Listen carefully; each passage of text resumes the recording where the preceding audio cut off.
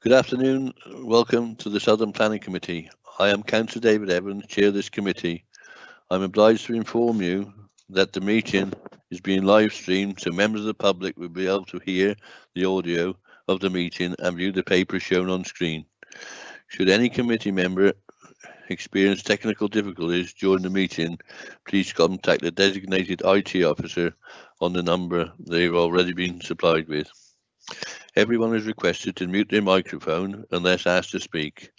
Please only use the chat function to indicate the desire to speak, but nothing else, so that it is clear who is asking to speak and debate has been heard by those listening on audio feed. Members are asked to ensure that they are present throughout the meeting, as you cannot vote on an item if you have not heard all the debate. As Chair, I interpret the Council's existing standing orders in the light of the requirements of remote participation, with advice from the monitoring officer prior to this making a ruling. At the start of the meeting, I will ask members of the committee to confirm their presence and any disclosure of pecuniary interest. I will ask everyone that speaks during the meeting, including members of the committee and officers, to introduce themselves each time before they speak. This is so that those listening know who is speaking. Chair, members are reminded to disclose their pecuniary interest in any matter to be discussed, which is not included in the register of interest, and leave the meeting by turning off the camera and muting their microphone prior to the matter to be discussed. I will now read out the members of the public meeting who are in attendance. David Evans, Chair. I have an interest on item 9, which is Crimson Church Stretton. David Turner. Yes, I'm David Turner, Councillor David Turner from Much Wenlock. I've got no pecuniary interest, but I would just record that I'm a member of the Shropshire Hills Area of Outstanding National Beauty Partnership, but have had no involvement in any comments on agenda item number 9. Thank you. Andy Boddington. Andy Boddington, Councillor for Ludlow North. Item 7, Linney House, is in my division, so a statement will be read on my behalf and I will not say anything further on the item. Thank you. Simon Harris. Simon Harris, ward member for Broseley in Shropshire, and I have no pecuniary interest at all. Thank you. Nick Hignett. Nick Hignett, Councillor for Ray Valley Ward, and I have no pecuniary interests. Thank you. Richard Huffer. Councillor Richard Huffer, representing Clee Ward, and no pecuniary interest. Cecilia Motley. Councillor Cecilia Motley, Corvedale Division. I wish to declare an interest in item 7, which is certainly not a pecuniary interest, but an interest insofar as the applicant is well known to me, and I have discussed issues around this application with him before. Therefore, Chairman, with your agreement, I will remove myself from the meeting. Thank you. When you discuss that particular item. Right, thank you. Tony Parsons. Tony Parsons, Councillor for Basin Hill, Colham and Sutton, and I have nothing to declare. Thank you. Mad Shinton. Councillor Mad Shinton for the Clibberry Mortimer Division. I'm the ward member for agenda item 6, and I also have a perceived interest of bias because the applicant is my godson. So I will switch my microphone and camera off on that item. Thank you. Robert Tyndall. Councillor Robert Tyndall, representing Brian Clee Division. I have no interest to declare. Thank you. Tina Woodward. Councillor Tina Woodward, Alveley and Claverley Division, no interest to declare. Thank you. Please, with the officers now confirm presence. Planning officers, please. Richard Fortune, Principal Planner. Thank you. Solicitor. Kim Brown, Solicitor. Committee officer. Tim Ward, Committee Officer. And any other officers, please. Andrew Shurakovsky, Consultant Planner. Dougal Perth, Tree Woodland Community Protection Officer. Thank you. Graham French, Principal Planner. Thank you. I did mention I declare an interest in item number 9. I will ask the Vice Chairman, David Turner, to take the chair for that item, just so members of the public know. Could we have apologies for absence, please? We've received no apologies for absence, Chair. Okay. Minutes of the last meeting held on the 30th of June. I move the minutes of the previous committee meeting held on the 30th of June, calculated on the agenda papers, to be signed correctly. Can I have a seconder for that, please? Chair, Second, David Chair. Turner, happy to second. Thank you. I will now accept these minutes as a true record unless anyone else indicates differently. Any public speakers, please? No public questions, Chair. Public questions. Right, we've done the disclosure of pecuniary interest. We now go to the planning item, Norton Farm Pit at Condover, Shrewsbury. I'll ask Graham French if he'll introduce the application, please. Thank you, Chair. I presume that the slides will just roll on as I go through my presentation for the committee clerk. So the proposal is to extend mineral workings into an area immediately south of the existing quarry using existing quarry infrastructure. The extension is a single large 22-hectare arable field falling within a total application area of 44.3 hectares. The proposals would release 2.85 million tonnes of sand and gravel, increasing the operational life of the site by approximately 14 to 15 years. Existing permitted mineral reserves are nearly exhausted. The extension would be connected to the existing quarry by an internal access road and field conveyor system. Access is onto Condover Road, which leads to the A49, and a routing restriction requires traffic to enter from and leave in the direction of the A49. Working and restoration would take place progressively, and restoration would be to a mix of lake amenity, nature conservation and agricultural uses. Proposals incorporate a new section of public footpath connecting Allfield Crossroads, which is at the southeast of the extension area proposal, to the existing footpath network at Norton Farm, which is sort of centre north of the sorry, beg your pardon. It's actually the northwest side of the proposed extension, but there's a gap there. So that basically will complete a footpath link between Condover and Bayston Hill. If the extension did not proceed, Hanson would have to consider reactivating mineral operations at its dormant site at Slape Airfield near Wem, which is occupied by Slape Aero Club, who have written in support of the current application. The current application has been designed taking account of earlier withdrawn proposals. The working scheme now incorporates increased standoffs to the residential properties, screen bund planting and amended phasing to minimise impact on residential receptors. The application is accompanied by an environmental statement which assesses the environmental issues and puts forward mitigation proposals where appropriate.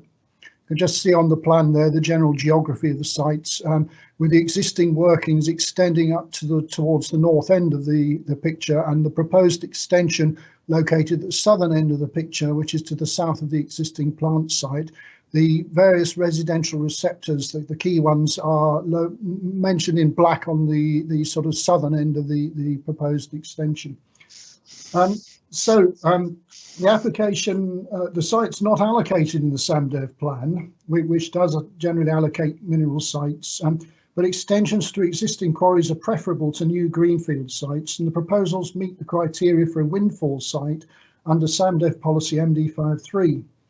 If the proposals were not to proceed at this stage, it's considered that the mineral in the extension area would be effectively sterilised, as the essential quarrying infrastructure, which you see in the centre of the picture, would have to be removed under restoration requirements of the existing permission. It would be very expensive and difficult to put it back in, and in any event, the land, you wouldn't want to restore the land and then have to come back at a later date to put plants in. So there's no increase in HGV movements relative to the current situation. Routing restriction via the A49 will continue to apply. Funding's been agreed for highway maintenance. Phased design of the scheme has been designed to minimise visual impact.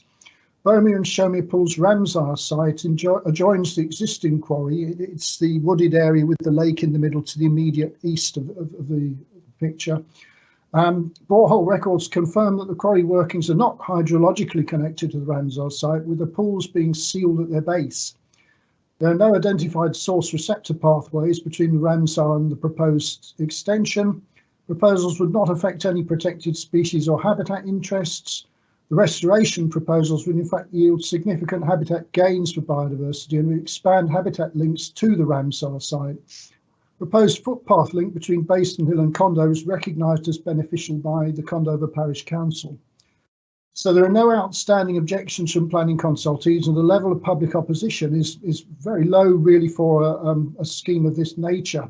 The concerns of 2 objectors are addressed in the report and also through the design of the quarrying scheme. Comprehensive planning conditions have been recommended, including noise and dust monitoring and control and working hours of restrictions. The MPPF advises that the supply of minerals is essential to the country's needs and that great weight should be given to the benefits of mineral extraction, including to the economy. House building supports nearly 750,000 jobs, and the supply of aggregates underpins the whole sector. No issues have been identified in conclusion which would be likely to give rise to unacceptable impacts on the local environment or amenities after mitigation. It's concluded that the proposals can be accepted subject to the recommended conditions and legal agreement. Thank you, Chair. Thank you. Any public speakers on this matter would have submitted written statements to be read out in accordance with the revised procedures of public speaking. The local member may read their own or may have elected the solicitor to read any of theirs. Can the solicitor read out any statements, please? There are no public speaking statements on this item, Chair. Okay, thank you. I've also had a request from Cecilia Motley, if she could just ask Graham French a question, please. Yeah, that's no problem. Okay. Yes. Chairman, thank you very much. This is Councillor Cecilia Motley, Corvedale Division. Graham, I'm sorry I'm being very dim here. Can you just remind me, what is a Ramsar site? Certainly, it is a internationally designated wildlife site. There are a number of them in Shropshire, including the Meres and Mosses area. They have a higher status of protection than treble SIs, which is why we have to look very carefully at source receptor pathways, etc. In this case, the applicant's environmental statement has established that there are no source receptor pathways, and therefore an appropriate assessment which would be required if there was a potential effect is not necessary in this instance. Many thanks for that. Okay, right, seems we've got no speakers on this. I will now take it to committee and the committee members can have the debate. So committee, who would like to start off? Could I just be shown how to put on the side column which shows if I want to speak? Sorry. It goes to you've got the 3 dotted lines. Ah, that's right. Sorry. Yes. And then go to the next one. It says correspondent. You got conversation. Okay. Thank you. Okay. So we got a member wishing to speak. Were you indicating you wish to speak, Councillor Tyndall, or were you just querying? Yes, I was just trying to get on to meeting chat, but I'm happy with this proposal and happy to propose that we accept the planning officer's recommendation. Thank you, Councillor Turner. Thank you, Chair. Councillor Tyndall's beaten me to the draw, and I'm very happy to second his proposal. Thank you. Okay. Are there any other members wishing to speak, please?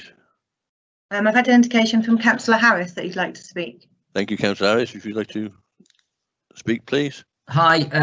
Yeah, just one thing. It's really important at the moment that these type of applications, in my opinion, go forward. You've heard this morning on how the Commonwealth Games are starting to get under construction, and it's these, as minerals start to get drawn into the West Midlands, this type of quarrying will be able to support what we require for our infrastructure projects for around the county. So strategically placed quarries like this around the county are even more important over the next few years, while the Commonwealth Games absorb all of our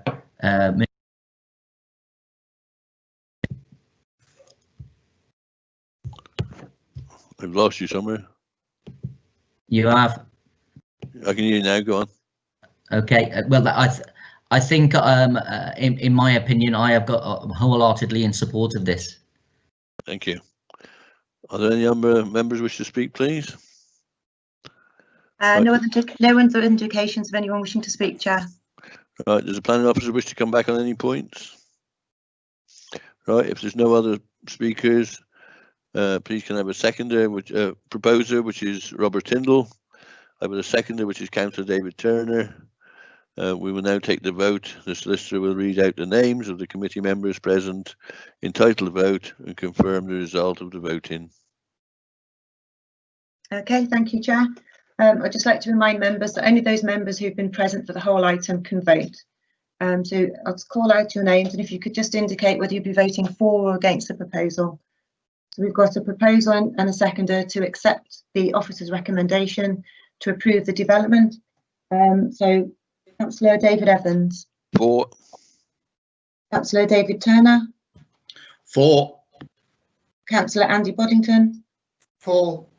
Councillor Simon Harris. For. Councillor Nick Hignett. For. Councillor Richard Huffer. For. Councillor Cecilia Motley. For. Councillor Tony Parsons. For. Councillor Mad Shanton. For. Councillor Robert Tyndall. For. And Councillor Tina Woodward. For. Okay, so that's unanimous for, Chair. That's unanimous, so that vote is carried to accept the officer's recommendation. Thank you. We're now on next application, which is item number 6. It's Withypool Farm, Clibberry, Mortimer, and I'll ask Graham French to introduce the application, please. Thank you, Chair.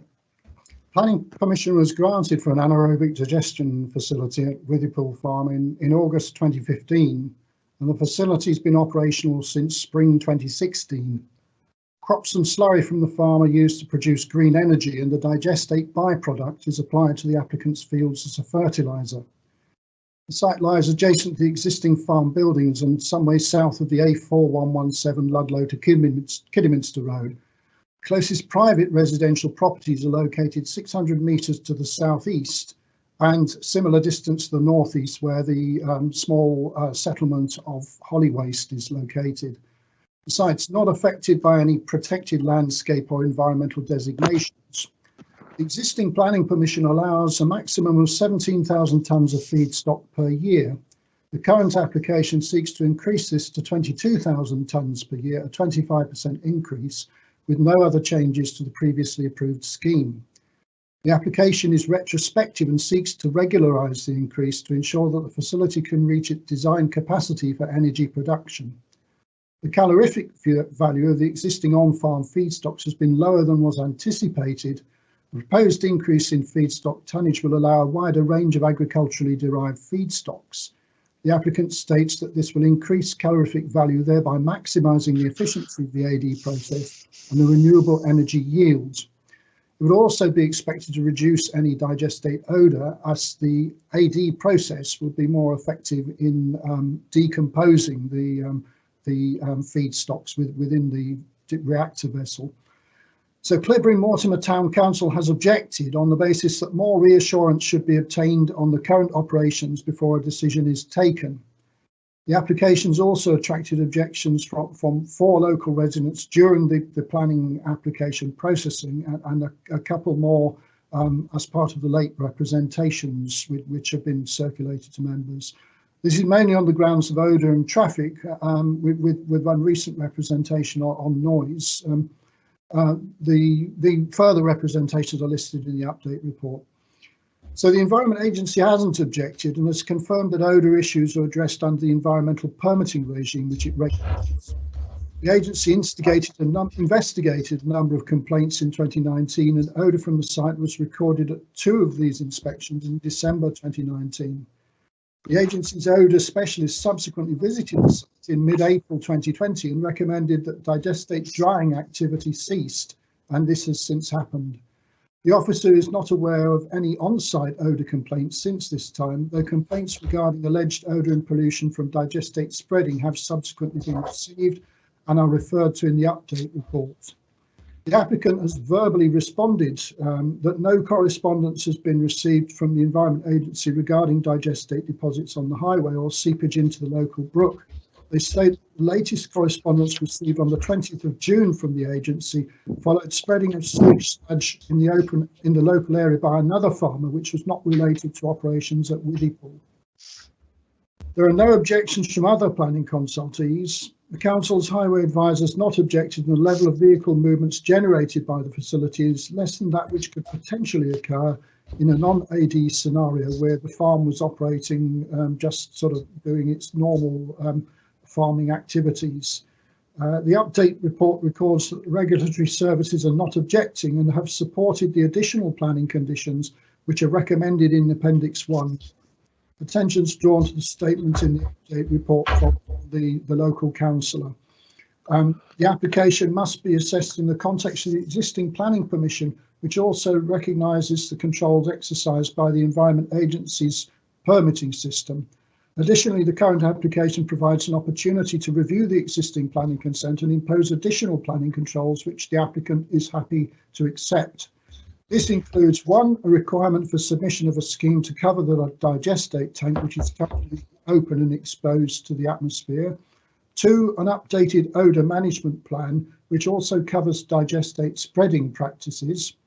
3, a requirement to monitor nighttime noise from the gas engine. And 4, formalising a voluntary traffic management code. So the MPPF requires that applications for renewable energy should be approved if the impacts are or can be made acceptable. The officer will conclude that the proposal to increase feedstock levels by 25% in order to improve AD efficiency would not give rise to any additional impacts sufficient to justify planning refusal. This is having regard to the recommended conditions which should be supplemented by the controls of the environmental permitting regime. So just to note that 2 additional representations have been received which missed the late representations report and have been circulated electronically to members. There is one of those which relates principally to odour and the other one which relates principally to noise and is alleging that sleep disturbance has occurred, though there has been some improvement recently. The noise monitoring condition for nighttime noise should hopefully address the latter concern. The odour management condition should address the former. Just one error to draw your attention to finally, the Appendix 1, the recommendation refers to subject to Section 106. That is an error. No legal agreement is proposed as part of this application. Thank you, Chair. That's all I have to say. Thank you very much, Graham. I now call on the solicitor, Kim, to read out the public speaking statements and the indicating that the local member wishes for the solicitor to read out her statement as well. So, Kim, if you do that for me, please. Okay, thank you, Chair.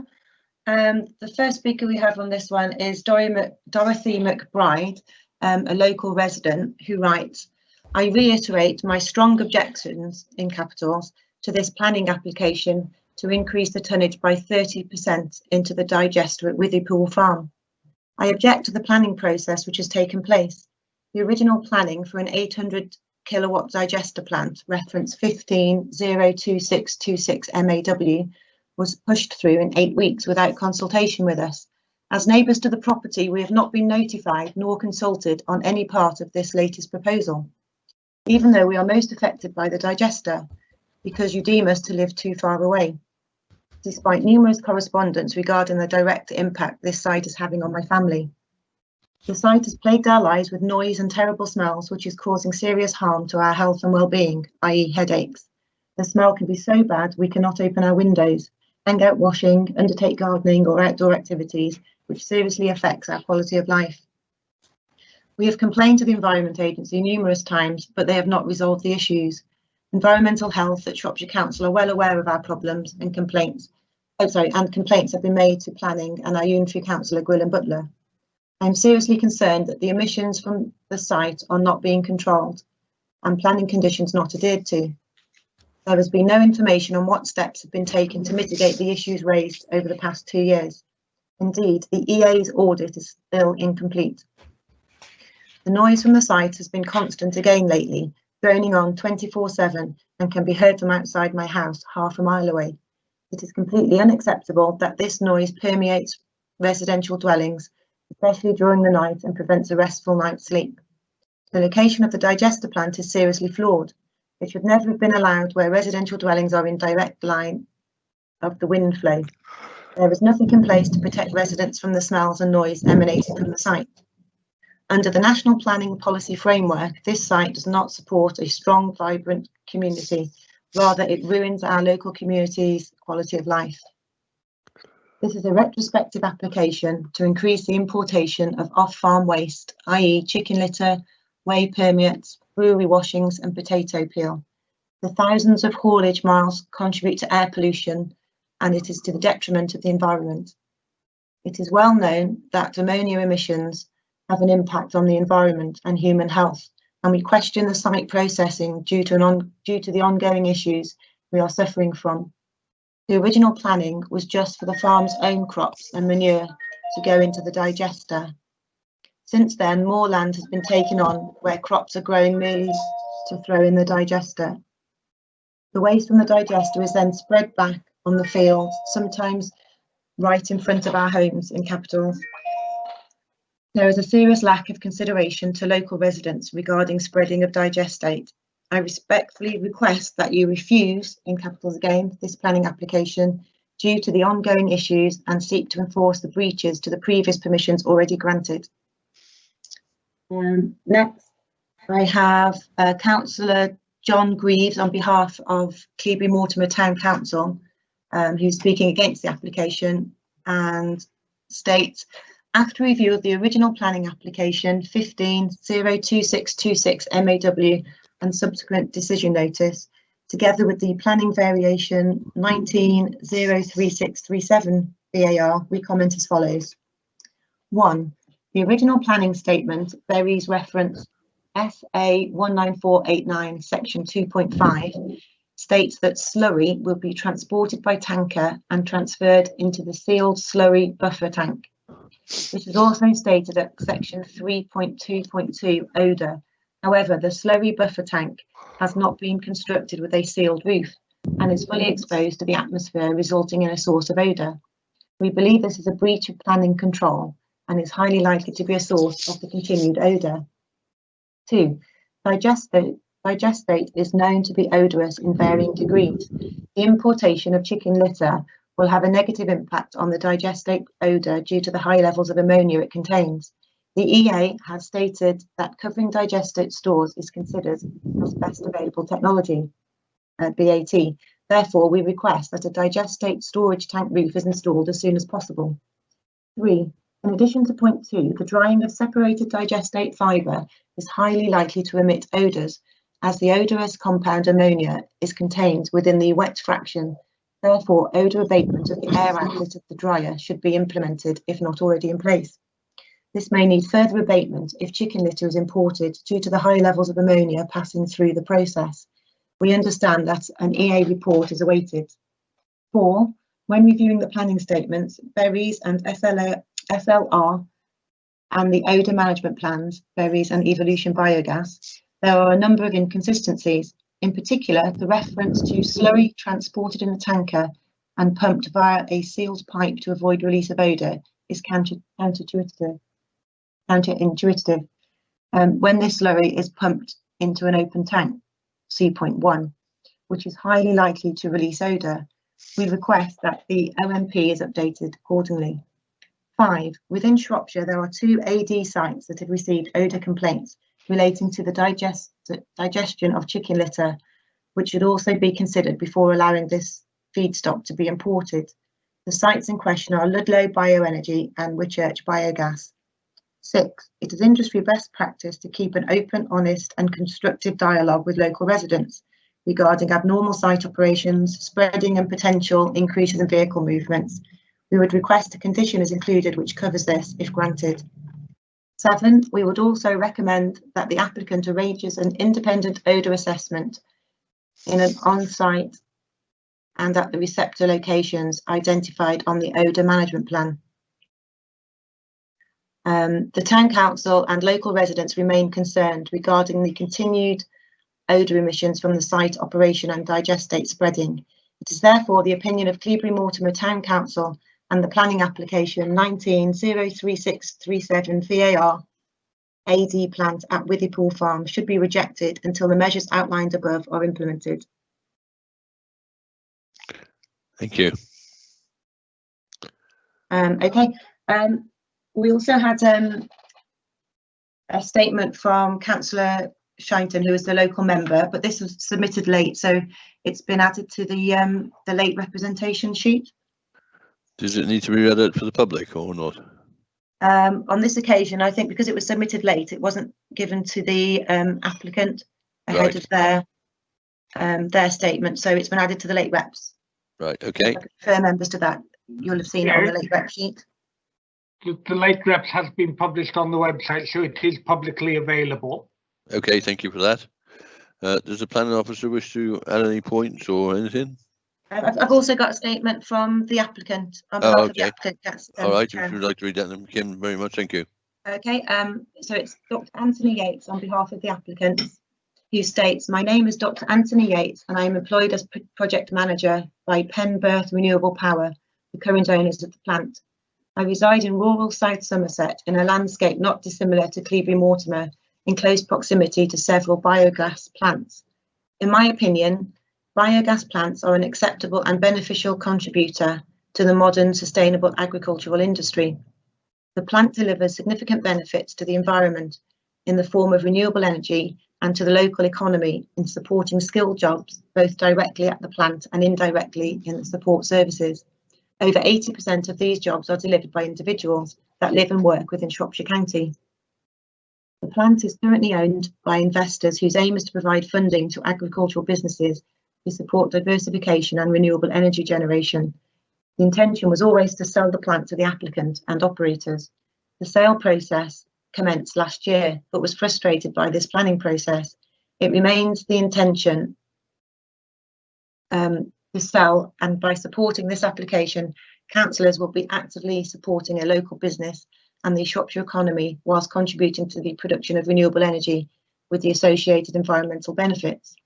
We hear much about the unacceptable impact that this plant has on local residents, but these arguments, genuine or not, are framed in a manner that is a black or white situation. But it isn't. If the digestate from the plant was not being applied to the land, another means to supply the nutrients would be required. Digestate could be imported from another plant or fresh poultry manure applied directly to the land, both of which would cause odour, and both of which would be imported, contributing to transport miles and transport emissions. The farm could utilise conventional artificial fertilisers produced from petrochemicals shipped thousands of miles to site, but conventional fertilisers are known to release pollutants that directly contribute to localised air pollution. But despite all of these alternatives, the Hinwoods have chosen to adopt a sustainable fertiliser management plan by producing their own fertiliser in a virtually closed loop, producing renewable energy to directly displace fossil fuel energy. However, in efforts to improve the environmental credentials, we recognise that there are more sustainable options, such as agricultural residues, and this is part of the plan for the site. Seek a balance between homegrown crops and agricultural residues to further enhance the environmental benefit of the plant. But those agricultural residues have lower energy content than crops, which means that the plant must process more feedstock to achieve the same energy output. The applicant's family are long-standing members of this community and are not seeking to agitate or upset local residents. As an example, we've been actively working with the Environment Agency to address residents' concerns, and following the publication of an investigative report and on its recommendation, we have ceased the digestate drying. The officer report contains a number of additional conditions, and if the councillors permit the application, we shall ensure that these conditions are acted upon. The plant provides a valuable contribution to the council's efforts to deliver a prosperous and sustainable economy. Granting of the application by the council will allow the applicant to continue to deliver and enhance these benefits for the future. Okay, thank you very much. Thank you. I think Councillor Shinton has indicated that she'd like her statement read out. So if I could just check with Tim Ward. Tim's there, because I thought it had been added to the late Tim? rep sheet.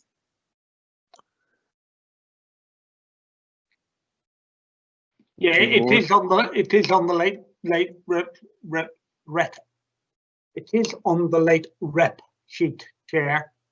Yeah, so I think in accordance with our guidance on public speaking, if everybody's had a chance to look at the late representations, then Councillor Shinton's statement set out there. Has everybody seen it, or? I've just found it, David Turner. I've just found it, Chair. It is in the late reps. Yes. Has everyone had an opportunity to read it? Has everybody read the rate reps, please? Yes. Yes. Yes. Yes. Right, okay, that's fine. Yes, I've read it. Okay, thank you. Does the planning officer wish to clarify any points in the response? Yes, please, Chair. I think in particular with the detailed comments that the town council has made, that there's a kind of generic comment really that there's of the order of 24 on-farm anaerobic digestion facilities that have been operating in Shropshire now at various scales, but gravitating towards this sort of scale of development. The general operation of these, as identified by the Regulatory Services Officer in the update report, we haven't generally tended to have complaints about odour or noise or vehicle movements from them. There may be temporary complaints, but generally they're resolved quite rapidly. I'm not aware of any complaints regarding slurry or manure at the Whitchurch plant that he refers to, because that currently doesn't have permission to import those types of materials. Regarding the one at Ludlow Bioenergy, which I presume is the Wigley Farm one, just northeast of Ludlow, again, I haven't been made aware of any complaints specifically regarding odour.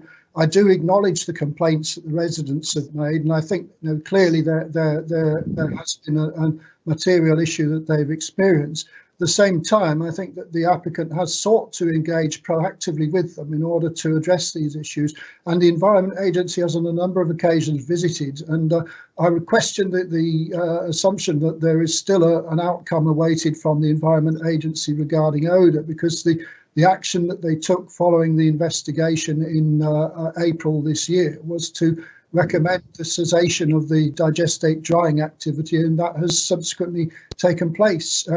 Regarding the other issues, I've just reappraised members of the recommended additional conditions that officers are proposing, which I would hope will seek to address the concerns raised in relation to odour and vehicle movements and noise. In terms of the odour management plan updates the requirement for a roof on the slurry shed. Now, I hadn't been aware that I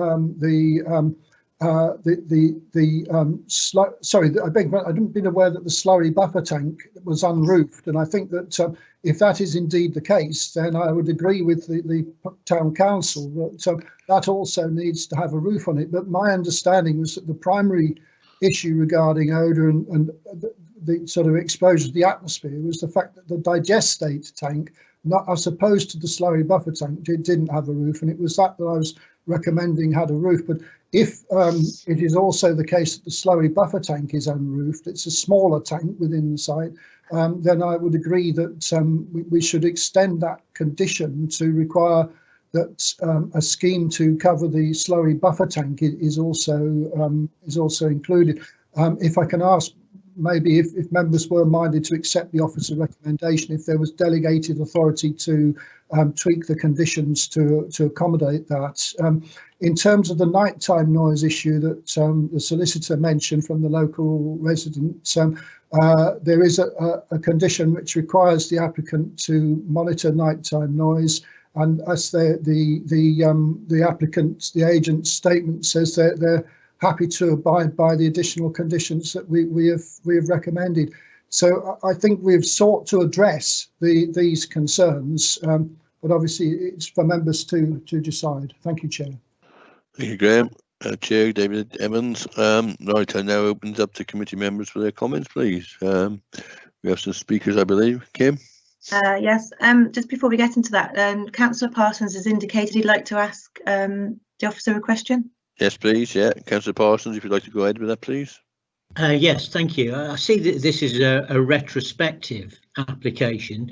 Is it right to assume that this facility is already producing this 22,000 tonnes of feedstock per annum rather than the 17,000 that was in the original planning application?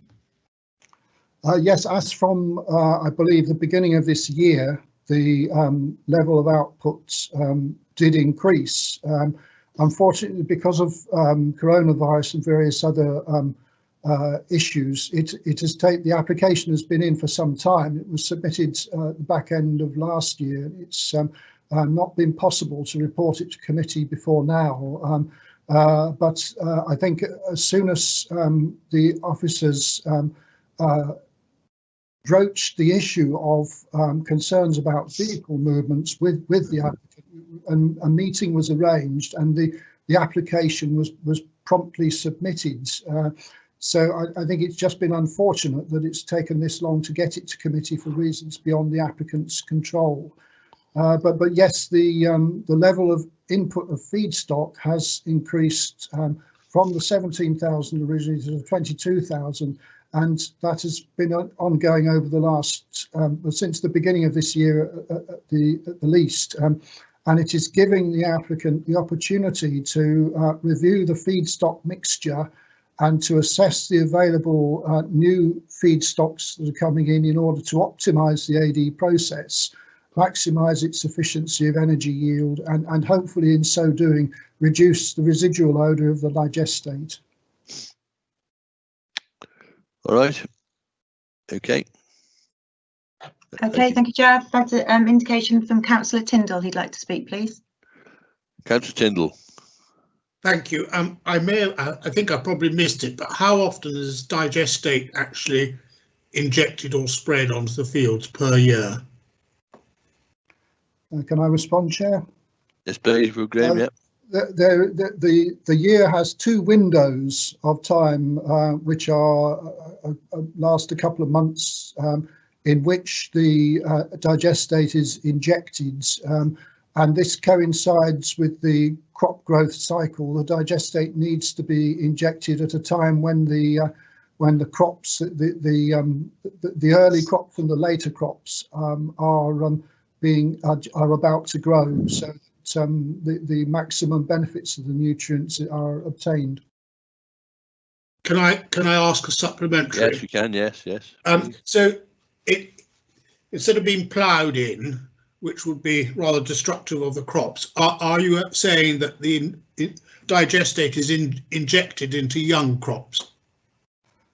No, that isn't the case. In fact, the crops are not actually planted before the digestate is introduced. What happens is that the last season's crop is removed, the field is ploughed, and the digestate is then introduced by means of a dribble bar, which spreads it onto the surface in a controlled way, and then immediately ploughed in by a following tractor.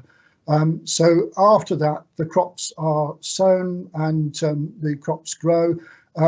Normally there are two crop cycles in this area, and it is after the removal of the first crop that the second application can occur. Thank you, Graham.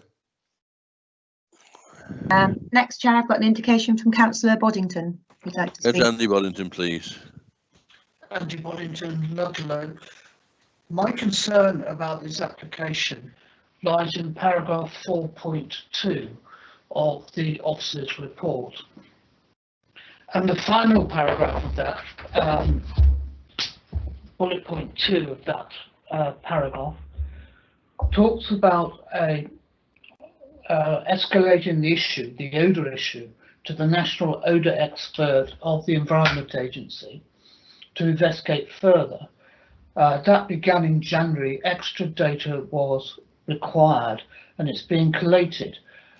And I rather think that the issue here, although there's issues about traffic, etc., they're not ones I would raise, and about noise, but the principal issue is about odour.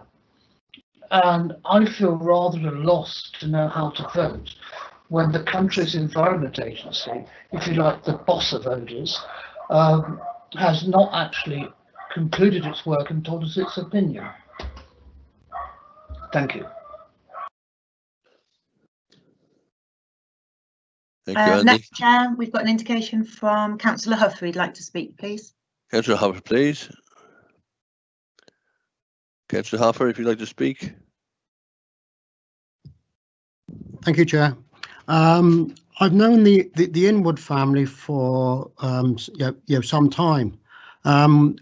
Well-renowned farming family, farmed to a very high standard, and that standard has now run over into the AD plant. It's well recognised within the industry that this plant is been built to a high standard and has also run at a high standard. But there's been an issue here since before the digester was built. Previously, when manures have been spread on the land at Withypool, there have been concerns and complaints then. The digestate is actually, as officers have said, carries less odour than poultry manures, carries less odour than a lot of manures. But it's true to say that adjacent farms are using poultry manures to improve their soils and act as fertilizers to arable crops. As far as I'm aware, the practice at Withypool is min-till, so you've got the digestate being applied and pretty much min-tilled, incorporated into the soil soon after. I'm afraid it's part and parcel of the country. You've got to maintain the fertility in the ground with which to grow crops. It's going to become increasingly important in the future with rising costs of artificial fertilizer that this is done. So I can only conclude that this is a well-run plant, being run to a high standard. He's prepared to take additional conditions, to back that practice up. If Shropshire Council is serious about climate change, is serious about green energy, it's a well-known fact that the demand from the grid, it's something that we have to support. I'm sorry. I appreciate that nobody particularly likes smells, but I think as much has been done to mitigate that problem. Now, whether or not they're using straight manures, be it poultry, pig, cattle slurry, I've been told, and I've got no reason to doubt it. I've got 80 plants in my own division that the digestate carries less odour than the vast majority of other manures. On that basis, I'm happy to support this application with which to make this plant work better. And it's true. It's about keeping the balance correct in the digester, and I believe that it's the case that also lowers the odour. You're coming from the digestate. Thank you, Chair. Thank you, Councillor Hoffer. Thank you. Next, Chair, Councillor Motley has indicated she would like to speak. Thank you, Councillor Motley. If you'd like to speak now, thank you. Thank you, Chair. Councillor Cecilia Motley, Corvedale Division. I must say that I do have considerable sympathy with the people who are complaining about the odour from this plant. I mean, it is not pleasant, and it is very difficult for them. But at the same time, I am quite satisfied from what I've seen and from what we've heard that this does seem to be a well-run setup, actually, at Withypool.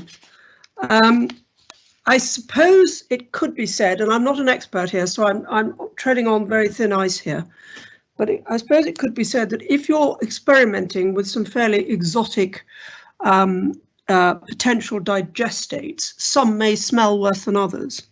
And it also seems to me that if you have got tanks with open tops, which obviously contain odoriferous,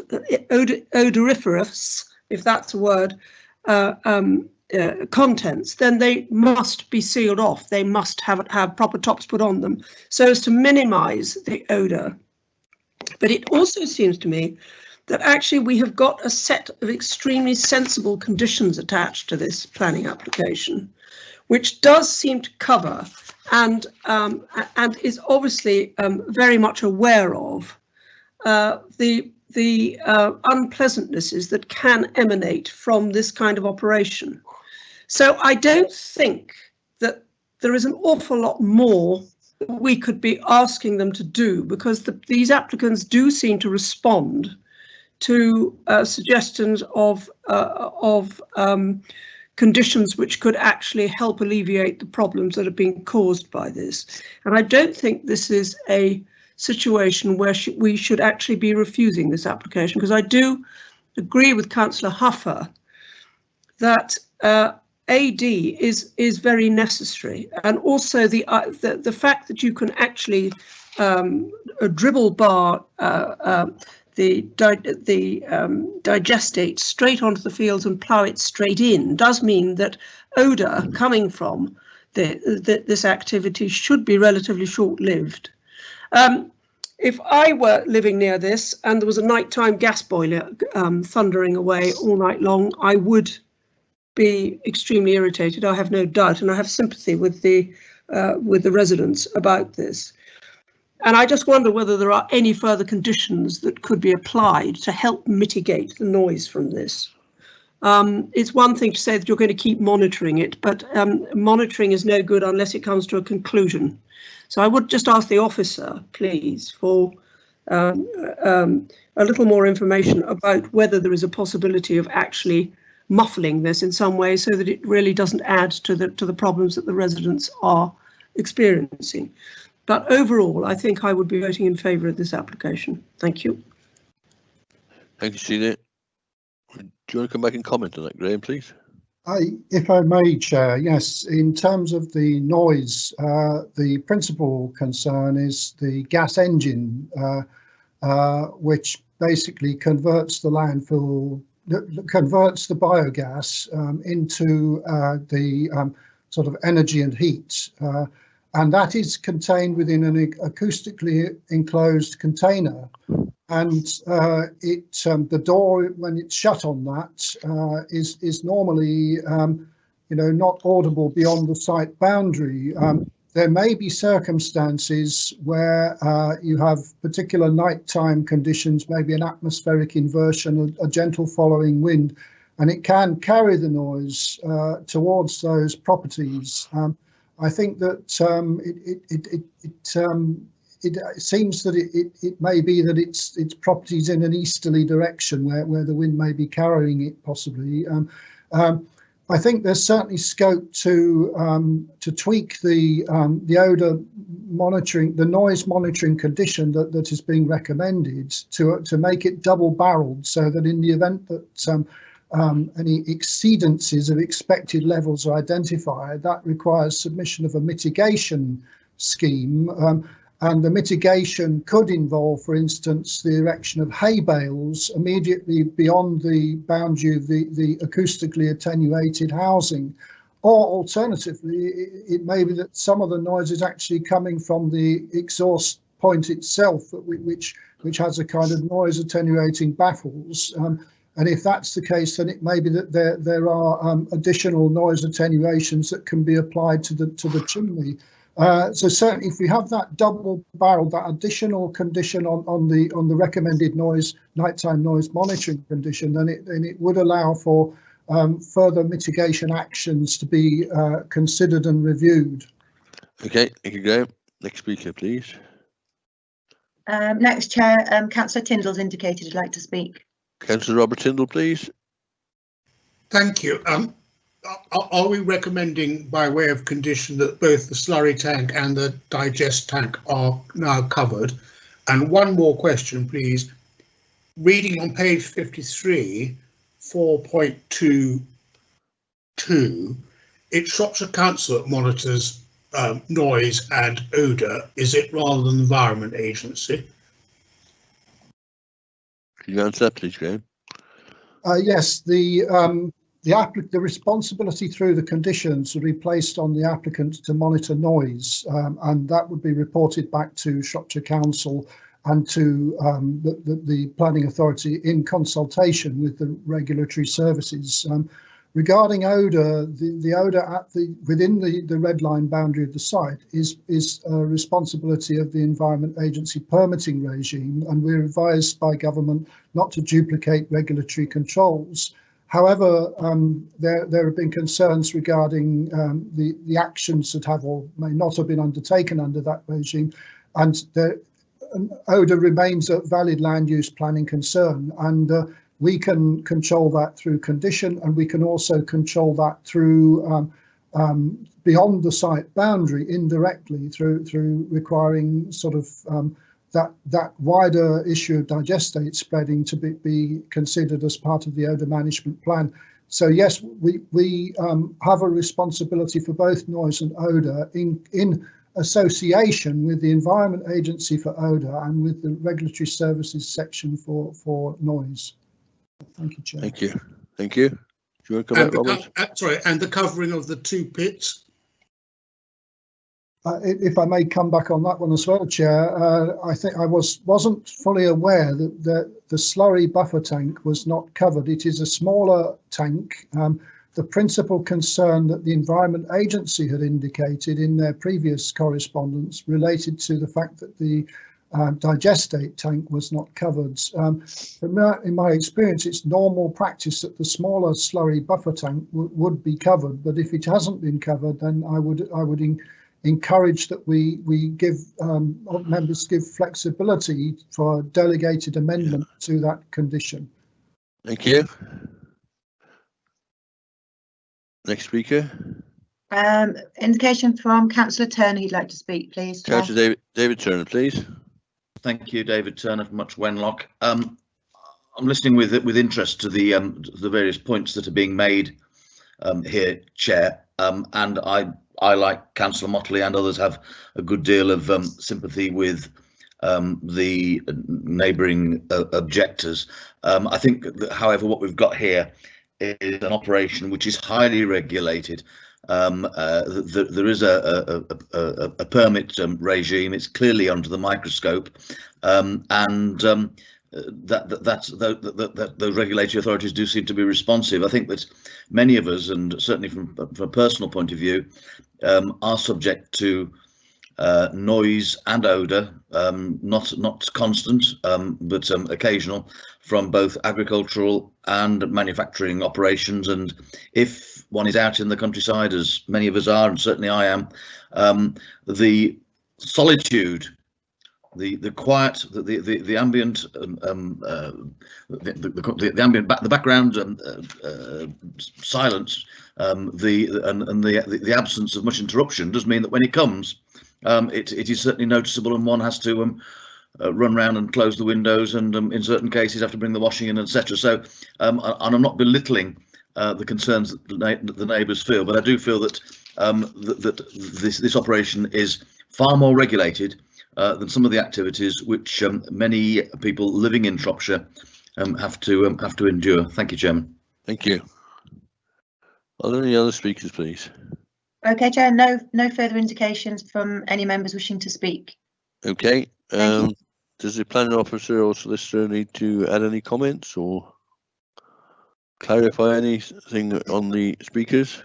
If I may just come back on Councillor Tyndall's observation, that there was a concern that, oh goodness, no, sorry, it's gone now, Chair. Beg your pardon. It'll come back to me, please. Apologies. Okay. Kim, do you wish to clarify anything, please? Nothing further to clarify, Chair, no. Right, if there's no other speakers, please can I have a proposer and a seconder for the application, please? Chair, I'm happy to propose. Councillor Okay. Cecilia Motley, Corvedale. Okay, have I got a Chair. seconder for that? Councillor Richard Huffer, I'm happy to second Cecilia's proposal. Thank you very much. So we now got a proposer and a seconder. We will now take the vote. The solicitor will read out the names and the committee will vote in turn. Thank you. Can I just check, Chair, that we're which conditions we wanted adding on to that recommendation? Are we going to the conditions added to the recommendation? In that proposal? Yeah, and the proposal. Chairman, I was going to propose that the slurry storage is roofed as well as the digestate storage. Okay. I'm not quite sure which condition that gets subject. And it's not, I'm very happy to go along with Graham French's suggestion that we give him delegated powers to agree those conditions. I agree with that, yes. Chairman, as proposer, I'm happy to accept what Councillor Tyndall has said and add into that for Graham French's attention the issue of the mitigation of noise as much as possible with the nighttime gas engine. Thank you. Councillor Huffer, you're happy with that? Yes, thank you, Chair. I'm happy with those conditions to be set. Thank you. I'll ask the solicitor to take the vote, please. Okay, thank you, Chair. Okay, so we've got a proposer and a seconder to accept the officer's recommendation. If I could just take your indication of whether you'd be voting for or against the recommendation. Councillor Evans? For. Councillor Turner? For. Councillor Boddington? For. Was that for, Councillor Boddington? For. For, okay. Councillor Harris? For. Councillor Hignett? For. Councillor Huffer? For. Councillor Motley? For. Councillor Parsons? For.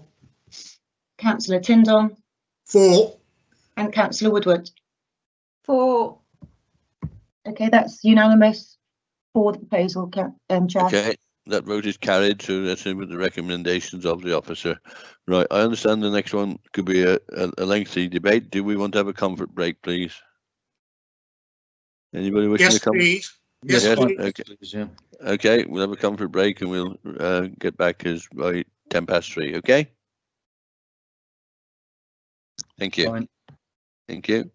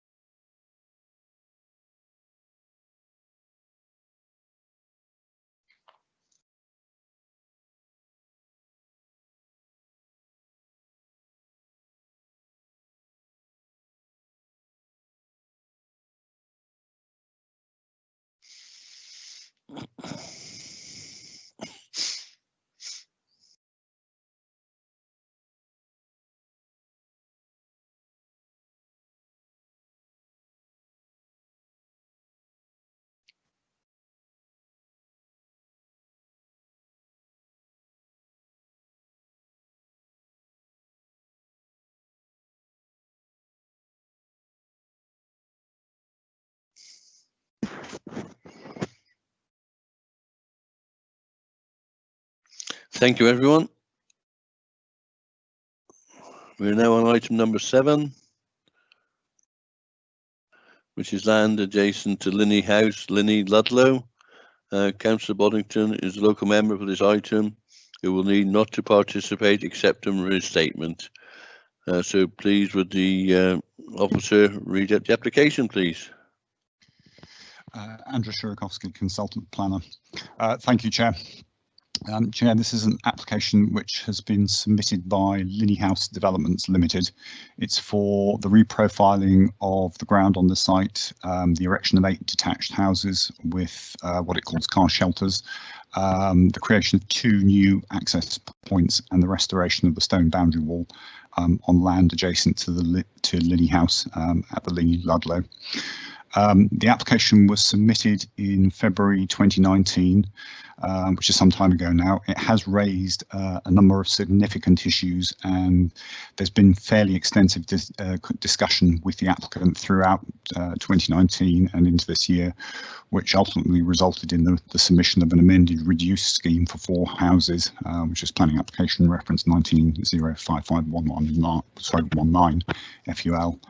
In December 2019. That application has yet to be determined and will be brought forward to committee shortly. I should firstly just apologise slightly for the length of the report, which is possibly a little bit unusual for an application of this nature. I'm afraid it just reflects the extent and the complexities of the issues raised in the application. Members should note that in this particular case, as has been set out in the report, this application has now gone to appeal on grounds of non-determination. And on that basis, the committee isn't being asked to make a decision today, only to provide an indication of how it would have been minded to determine the application had the appeal not been submitted. So there's no formal decision, as it were, today. It's simply to guide the officers in how the council responds to the appeal. A couple of clarifications and corrections, just very minor points. Firstly, in paragraph 1.2, in the second line, it refers to the original planning permission on the site 1202. I think the number's wrong. It should be 0023. No, sorry, it is 02275 FUL. Was in fact approved in June 2014, not in 2012. And the other minor point is in paragraph 1.3. Just to clarify, I think it's towards the end of the paragraph, there's reference to the garages that are provided on the site. I should make clear that there are essentially garages stroke sheds attached to all the houses except to those on plot 5. So it's just to avoid any confusion on that point. The other additional thing I'd just like to say before we go into the slides is in the report, you'll see that at paragraph 4.42 that we're awaiting updated comments from the county ecologist. We've now just had those comments this morning, and they have been circulated to members this morning. It's a fairly lengthy comment, around about 10 pages, so I won't go through and reread the whole thing. It to a very large degree, word for word, restates what was in the original comments, subject to some alterations in relation to the fact that there has been an updated ecological impact assessment submitted, which updates the species surveys that were undertaken in support of the application.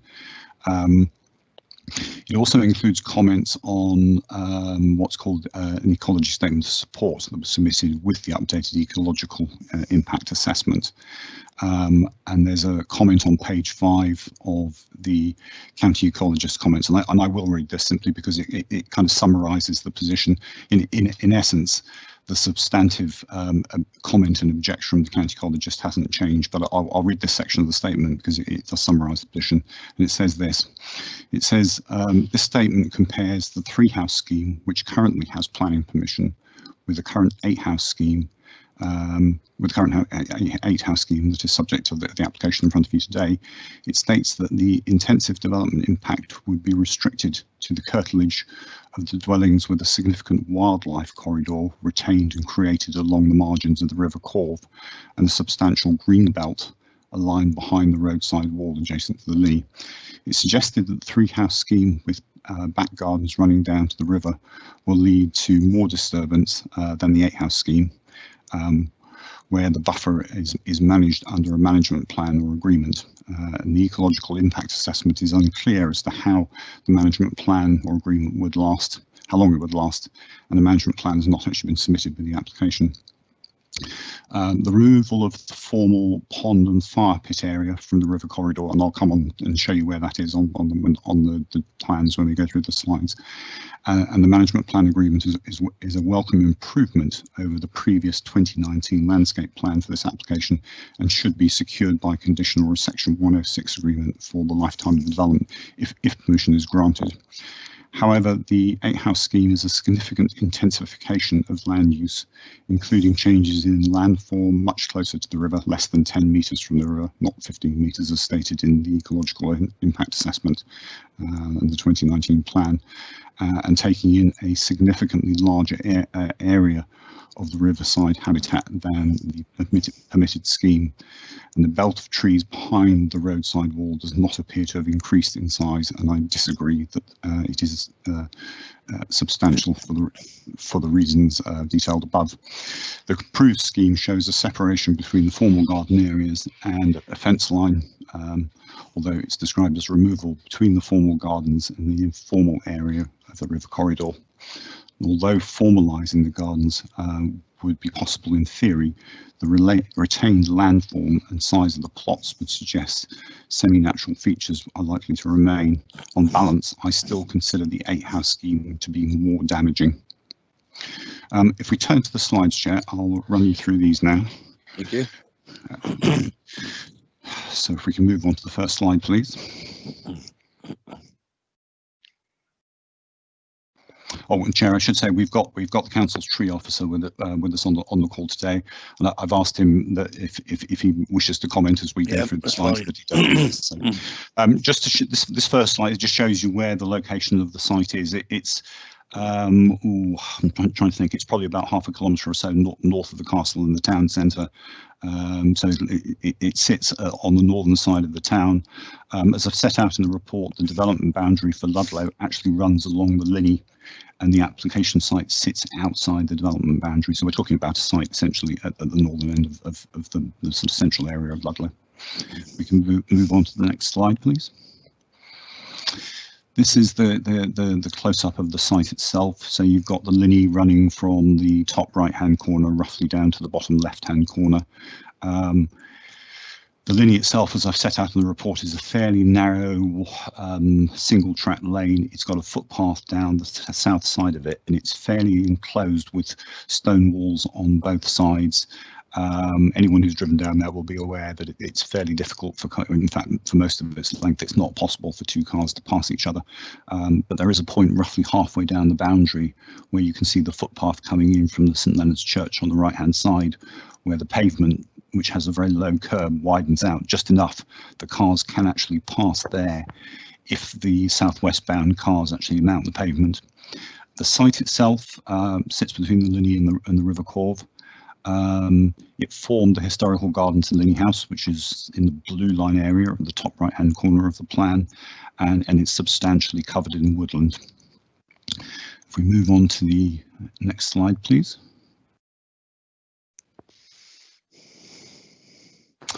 This shows you the layout of the 8-house scheme that's currently proposed. I'm sorry if it's slightly faint drawing. But in essence, what you've got there is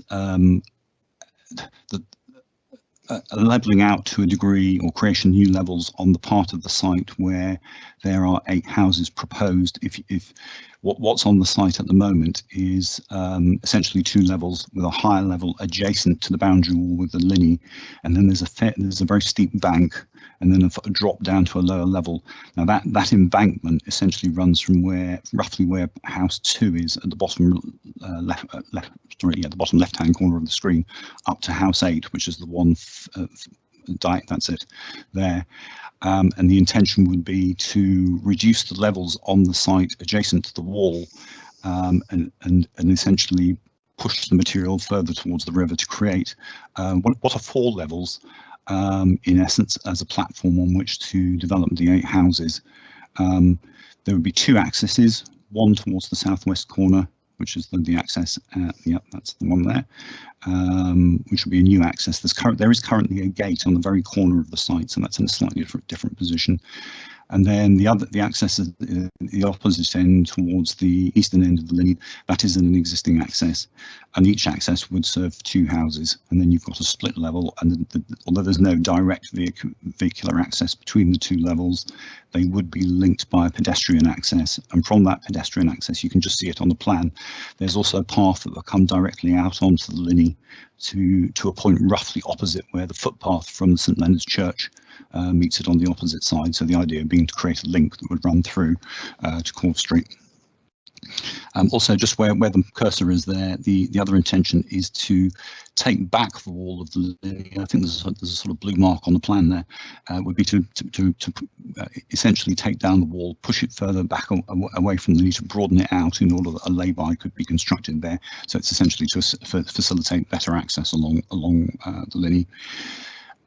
Part of the scheme would also involve substantial repair, to possibly some demolition works to the wall and rebuilding. The wall itself that runs along the boundary of the site is in fairly poor condition, and it's certainly the case if it doesn't receive some attention in the not too foreseeable future, there's going to be a serious risk of collapse. The wall has been over the years, because of the historical uses on the site, which involve quarrying, has had material piled up against it. So it's in effect become a retaining wall with soil banked up against the rear of it.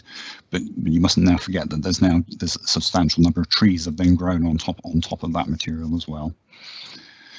And if we move on to the next slide, please. What I've put in here are the elevations. As I've set out in the report, what this scheme is essentially looking to do is it's a replacement for the existing consented scheme, and I'll show you the plans and the later slides for the existing consented scheme so you can see a comparison between the two. The intention of the applicant here is to come forward with something that's I think rather more contemporary in terms of its design than the existing consented scheme, which is rather more traditional, albeit slightly mixed. And the intention is to construct 8 houses. They're all built in fairly small sections with these mono-pitch roofs, and the idea is to break up the bulk of the buildings so that they're in smaller sections and fit better into the landscape.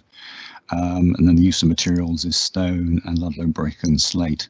So if we just scroll through the next few slides, and it'll give you an idea of the flavour of the design, which is fairly consistent all the way through. There's a number of different house designs, but the broad theme carries through. The remaining slides are all black and white, I'm afraid, but the colour scheme that you saw on the first slide, just to give you an idea, is what all of these would be.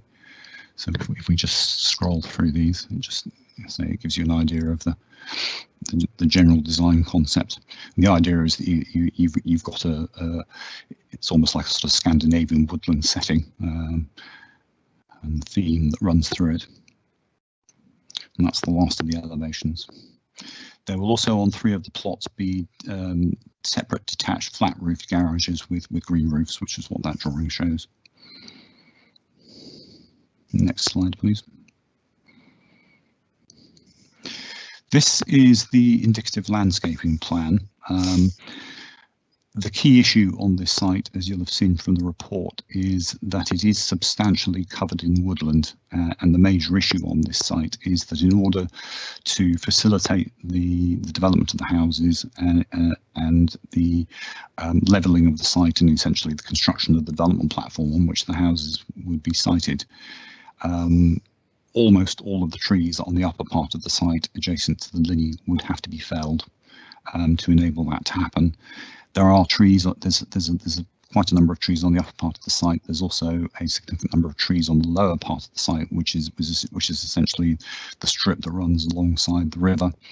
There's a very substantial sycamore tree, which is to the rear of Linney House. It's just at the right hand side where it's the tree that's inset in the white area, just to the, yes, that's the one there. There's a very substantial sycamore tree, and I think it's an ash tree that sits in there with it. And it is a significant mature tree, and the reason why the plan has partly been drawn like that is to protect that tree and retain it. But all the trees to the south and the west of that would essentially be felled. What then becomes an issue is that if consent was approved and if the site is developed, whether it's then possible to put back as mitigation, compensation and enhancement an appropriate landscaping scheme that makes up for the loss and the damage that would be caused in terms of the loss of the trees and the habitat and the impact on the conservation area. And as I've set out at some length in the report, the conclusion, the recommendation essentially is that because of the level of development that you've got on the site involving 8 houses here, it's simply not possible to put back the that anything like the amount of trees and woodland on the site that would compensate for the loss that there would be as a result of the development. The landscaping plan is indicative, albeit there are details of the landscaping submitted with the application. And I don't know if you can't really see them at the bottom of there, but there are indicative sketches there which give you views of the site. There's actually some additional slides coming which blow those up a little bit. So if we move on to the next slide.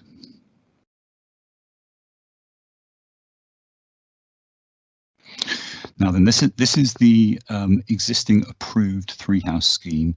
You'll see on this that the area of the site is actually rather smaller. It doesn't go as far north. You can see the large sycamore tree there towards the top of the site. This was originally approved in, as I say, in 2014. The scheme is very different in some respects in that obviously it's got significantly less houses on it, but the intention was to bring forward a scheme that didn't involve anything like the level of reprofiling of the site or the loss of the trees to the same extent. And it's a very different scheme insofar as it's one that sought to retain to a much greater extent the trees that were there, albeit that there is some felling required in order to deliver this scheme, but nothing like the extent that there would be with the 8-house scheme. So that just gives you a sort of idea of the contrast between the 8-house scheme in the plan that you've just seen and what's currently consented. And one of the key things that is really a major consideration on this application is the fact that there is an existing planning permission there, and it has been implemented, albeit only by the commencement of works. It's the applicant's desire really not to implement the scheme, but to substitute this for an amended scheme, which could be, in the first instance, the intention was that it should be the 8-house scheme that is now the subject to the appeal, or alternatively, the more recent 4-house scheme. So that's the layout, and you can see the bank that runs through the middle of the site. There is the sort of grey area in the middle, which gives you an idea of the level change. So to the right of that is the higher ground, and to the left of it is the lower ground. So there isn't anything like the reprofiling works on that particular proposal compared with the existing proposal. And if we could have the next slide, please.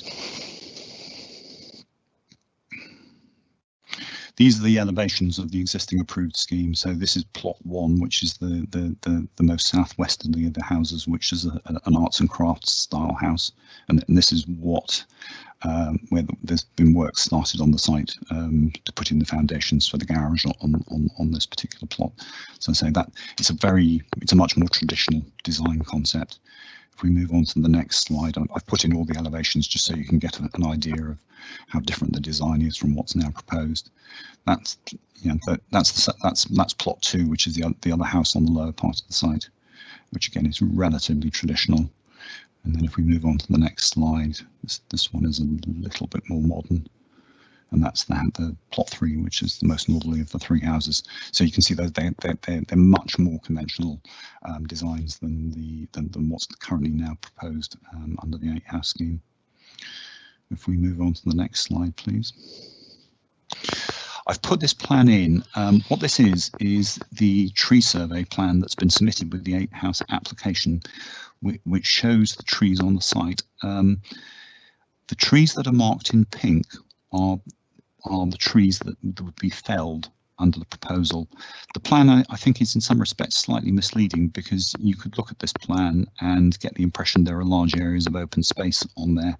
And I'll show you some additional photographs in just a moment, and the tree officer, I think, may jump in and add some additional comment, which actually shows that the gaps on the site are nothing like as big as they appear on there. But the key point here really to note, and the reason for including this plan, is to give you an idea of the proportion of the main, the significant trees on the site that would actually have to be felled in order to facilitate the 8-house scheme. And you can see everything that's to the south and west of the large sycamore tree essentially would be cleared. So it's the major bulk of that area in the centre and down towards the left-hand side of the plan would have to be felled, as well as some trees alongside the river. And if we could have the next slide, please.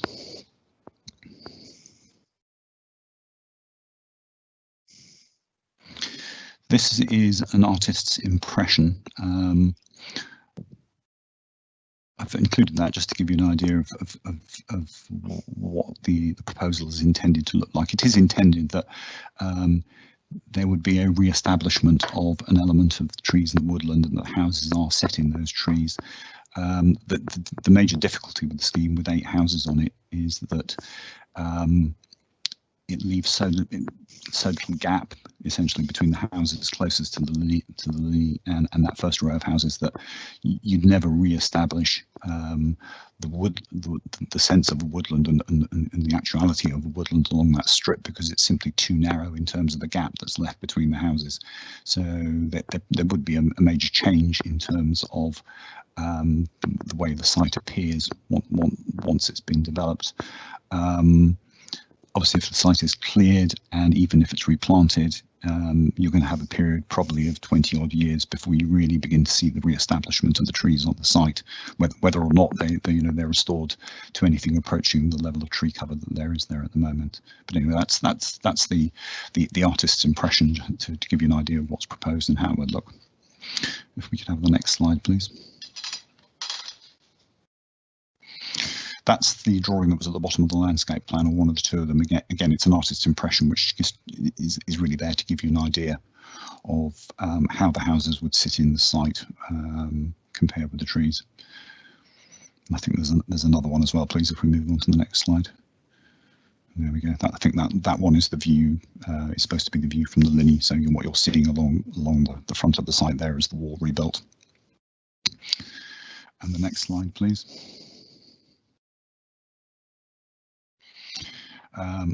Now then, these are the historical aerial photographs, and this is the point at which the tree officer may want to join in the discussion. I've put these in because there's been quite a lot of disagreement. There's a high degree of disagreement between the applicant and the council's tree officer as to the extent of felling on the site and how the tree cover on the site has changed over the years. So I thought it'd be helpful just to include these aerial shots to give you an idea of how that has actually changed. So we've got the first picture on the left-hand side is from 1999. You can see there's a fairly extensive amount of tree cover. If anything, by 2015, it's actually increased to be more continuous.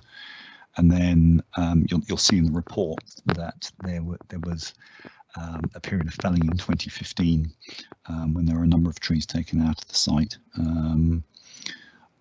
As I say, there's disagreement between the tree officer and the applicant about exactly what the extent of the felling was, but those photographs at least give you an idea of how the tree cover on the site has changed over a period of 20 years. If Dougal's there, I don't know whether Dougal wants to comment on those. Yep. I was involved with the site from the pre-application in 2011 and knew the woodland when it was closed canopy pretty much across the site.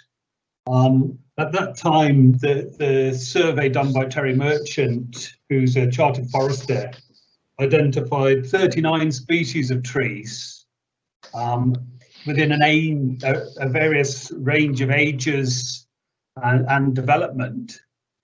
So it was in no way was it a singular species woodland of self-sown. There was a lot of specimen trees planted around the margins, and the core of the site had self-sown with alder, ash, sycamore.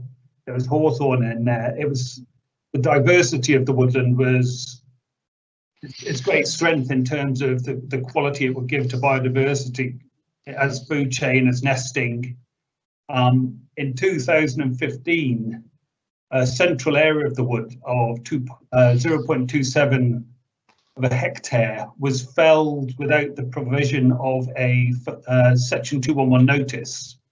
So the tree team were involved in investigating that felling with a view maybe to following up with a prosecution. Eventually it was resolved without having to go to that extent, and an agreement to replant with 100 trees. At the time, we concluded that 157 trees had been felled without the provision of the felling licence, but that a number of those trees, approximately 57, there was consent to fell those trees implicit in the existing extant planning application. So we didn't insist on the replanting of those trees.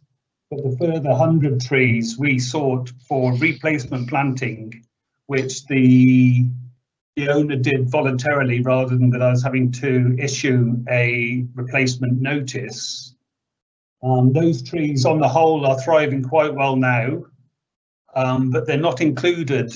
The 100 trees that were planted then are not included in any of the subsequent arboricultural reports. Only trees over 7 centimetres in earth are included. So the area that was felled essentially is the bare patch on the 2019 image. The bare patches in the middle of the site with the path that goes up through the middle of it is the area that was removed. So there has been replacement planting there. It is establishing quite well and is supplemented with quite a lot of natural regeneration of alder. The remainder of the bare areas were felled as pre-commencement works for the 2012 application, following the discharge of conditions in 2017. So there's an agreement to replant for the losses for the pre-commencement felling, and for the felling that was done without a 211 notice. The replanting has already been done, although it doesn't show up clearly on that picture because the trees will be very small. Okay, thank you, Dougal. Just to clarify for members, the statutory notice that has to be served is because the site sits within the Ludlow conservation area, and notification has to be given in advance of the felling of trees, and that's what didn't happen in this particular case. Unless Dougal wants to add anything else, we'll move on to the next slide. No, I've got nothing more now. Okay. Although you may want to comment on some of these here. This is an aerial view which I think is taken from the St Lawrence Church tower. Dougal might correct me on that. And the area of the area of the Linney is actually the area of trees that you can see in more or less in the middle of the picture. We can move the cursor up. You can actually see the St Leonard's Church just to the right there. So yeah, that's the St Leonard's Church. So it's the area of woodland just slightly behind and slightly above that. Yeah, just above that there. That's the area of woodland. So it gives you, that photograph is actually quite good in terms of giving you the idea of what a sense of a block of woodland it is within the town, particularly from the town centre and up by the castle and the St Lawrence Church tower. If we can move on to the next slide. These are pictures which are now taken on the site. So this is the view when we were looking at the site plan. This is the southwest end of the Linney, where there's essentially the corner where the Linney turns the corner, and this is the existing access at that western end of the site. So it gives you some idea of, when you're standing there on the Linney, of the extent of there being a sense of woodland there. I should say that there is a gate there, which is what that gap is, and there's an area immediately in behind that now which is relatively clear, so that there aren't immediately any substantial trees just in behind that gate, and that's where the construction work to implement the existing consent has happened. It's just in behind there. If we can move on to the next slide.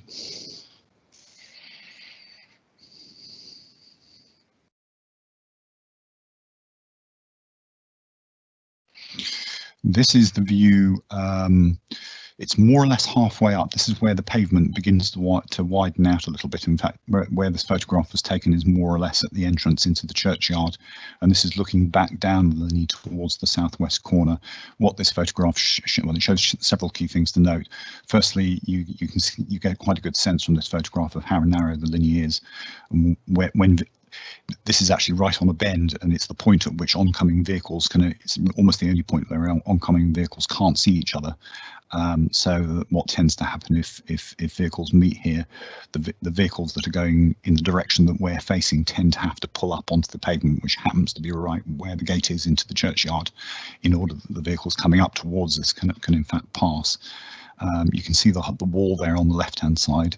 There is also a stone wall on which you can just see the bottom of on the right-hand side, which has become quite substantially overgrown. And most significantly, I suppose, in the context of the sort of key issue that's raised by this application, is that photograph gives you quite a good sense of how when you walk or drive down the Linney, there's this very strong sense of woodland on that side of the Linney and into the application site.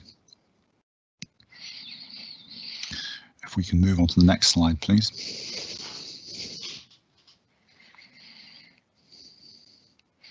And this is further up again. This is actually the entrance up behind Linney House. And again, you can see the narrowness of the Linney, the footpath down the one side, the walls on both sides. And that shows you quite well the trees that are there on the site. There is a point of access in there at the moment which goes into to the right hand side, which is where the large sycamore tree that is there. If one goes onto the site, again, Dougal may want to comment on this. It has to be said that a lot of the trees on the site are not as individual trees immediately necessarily that impressive as trees, but the importance in the site actually lies in what it is as an area of woodland and what those trees are collectively, because there are many of the trees on the site that you would walk in, and if you saw them as trees in isolation, you wouldn't get particularly excited about them. If we can move on to the next slide, please. These are photographs that I've taken out of the landscape and visual appraisal just to give you an idea of some of the alternative views of the site. It's actually a very hard site to photograph and to see.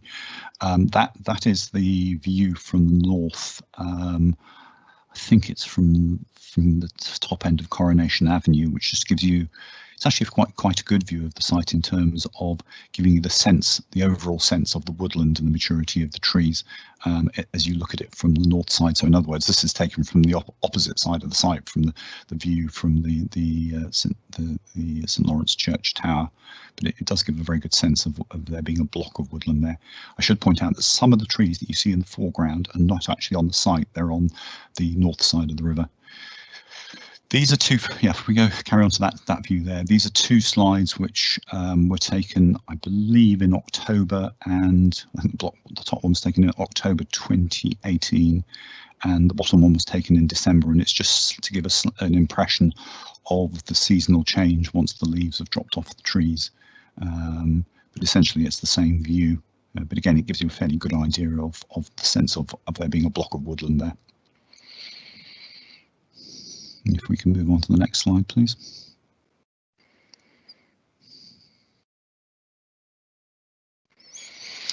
And this is a view from the castle.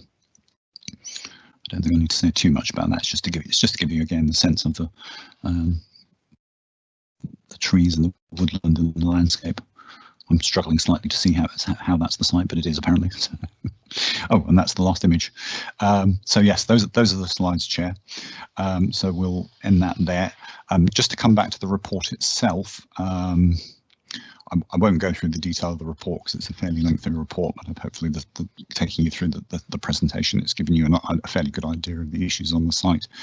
In terms of the responses from the consultees, they're set out in the report. You'll have seen that the substantive comments and objections are from the tree officer, from the county ecologist and the conservation officer, and really the key issue, not surprisingly, relates to the impact of the loss of the trees on the site, the impact in terms of trees and woodland and habitat, and also the impact on the conservation area.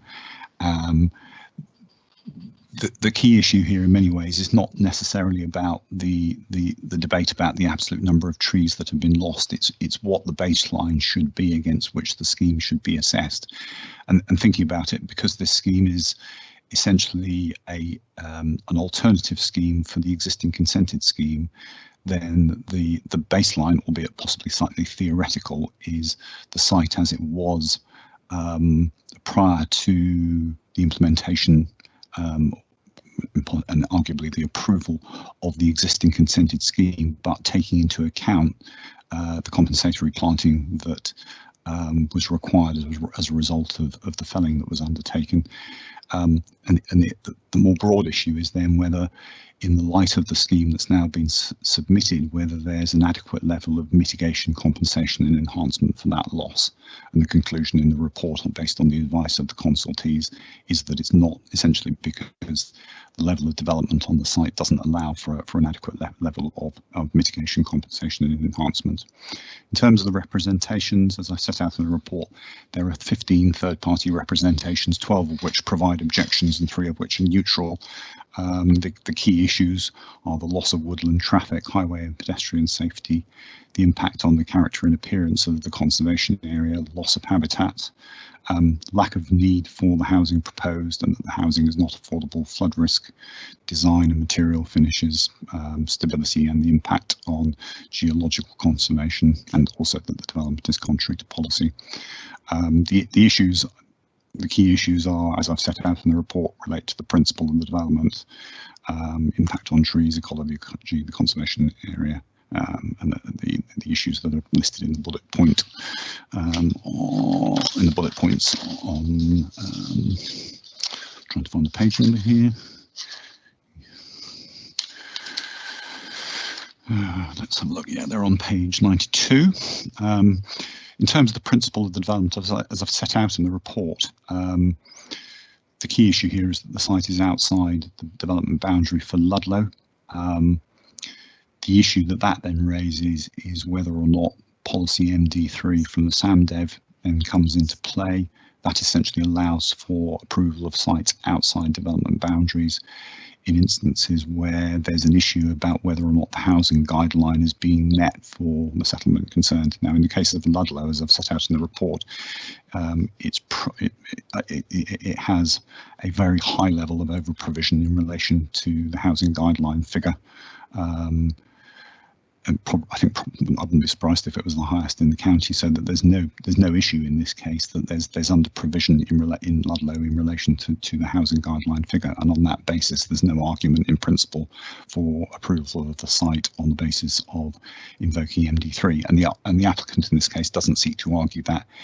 Really, the argument here comes down to the fact that we have an existing consented scheme as a fallback, and whether the submitted 8-house scheme now provides something which in essence it provides betterment or enhancement over that existing 3-house scheme such that it warrants approval of the application, and that in essence is the issue to be considered as part of the application. The advice based, the recommendation based on the advice given by the consultees is that in fact the harm as a result of the loss of the trees and woodland on the site is not outweighed by the benefits which I've detailed in the report, and on that basis the scheme cannot be considered to be betterment or enhancement over the existing scheme. There's some variation in the comments from an ecological point of view, as you'll have seen in the comments from the ecologist this morning. It's arguable that the existing 3-house scheme is less harmful than the 8-house scheme. From a built environment point of view, there's certainly merits in the what's now proposed and in the alternative 4-house scheme in terms of the built quality of what would be proposed. But overall, when you look at it in the context of the damage, the harm that will be done to that site in relation to in terms of the loss of the woodland, the advice is that harm is so significant that it would warrant refusal in itself purely in terms of the harm to the trees and the woodland. So the overall recommendation is that had the committee been in a position to be determining the application, that it be refused for the reasons set out in the report, and the recommendation is that a statement of case is submitted to the Secretary of State in relation to the appeal, which sets out those reasons for refusal. And I will end my comments there, Chairman. Thank you, Andrew. You there, Kim? Okay, Chair, just before we proceed, I've had indication from Councillor Parsons and Councillor Tyndall that they'd like to ask Andrew a question. Yeah, that's fine. Councillor Parsons, please. Yeah, thank you. I, like I'm sure all of my colleagues, have received a welter of paperwork over the last week with regards to this particular application. And this question might seem strange, bearing in mind that it appears that the applicant is pursuing the council for non-determination of this particular application. But the last two pieces of paper that came through my door yesterday from CJ Richards Heritage Services and from Mamby Bowdler appeared to suggest that the applicant would ask for this application to be deferred to enable members to actually visit the site when that was possible, to take a view of it before any decision was taken. Is that your understanding as to where the applicant is at present? Thank you, Chair. I have to say that that's the first I've been made aware of that request. Unfortunately, in this case, it's not possible. Well, it is possible if members are minded to do that, but the position with the appeal is that the statement of case on behalf of the council has to be submitted by next Monday. And we have no option about that. As it is, we'd already requested a delay in the submission date, which was originally the 20th of July, in order that the application could be brought to the committee today to get a view from members. So unfortunately, because of the statutory timetable that's imposed upon us in relation to the appeal, we only have until next Monday to submit the statement of case, and it still has to be completed in order that it can be submitted in time. So it's not, as such, it's not really within the council's power to defer that process. That's a matter for the Secretary of State. Councillor Tyndall, please.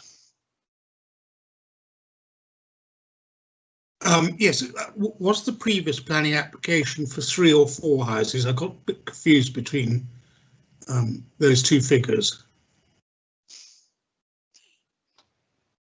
Yes, Chair. The position was that when the original 2012 application was submitted, and again, Dougal may want to comment on this, it was originally submitted as a 4-house scheme, and then in the course of determination, that was the applicant amended the scheme to reduce it to 3 houses because of the impact on the woodland at the time. So although the application started off as a 4-house scheme, we ended up approving it as a 3-house scheme. So I can understand your confusion with that. So. Thank you. And we get some more speakers, Kim. Hello. Oh, hi. Sorry about that, Chair. Yeah, am I able to just address members briefly before we continue?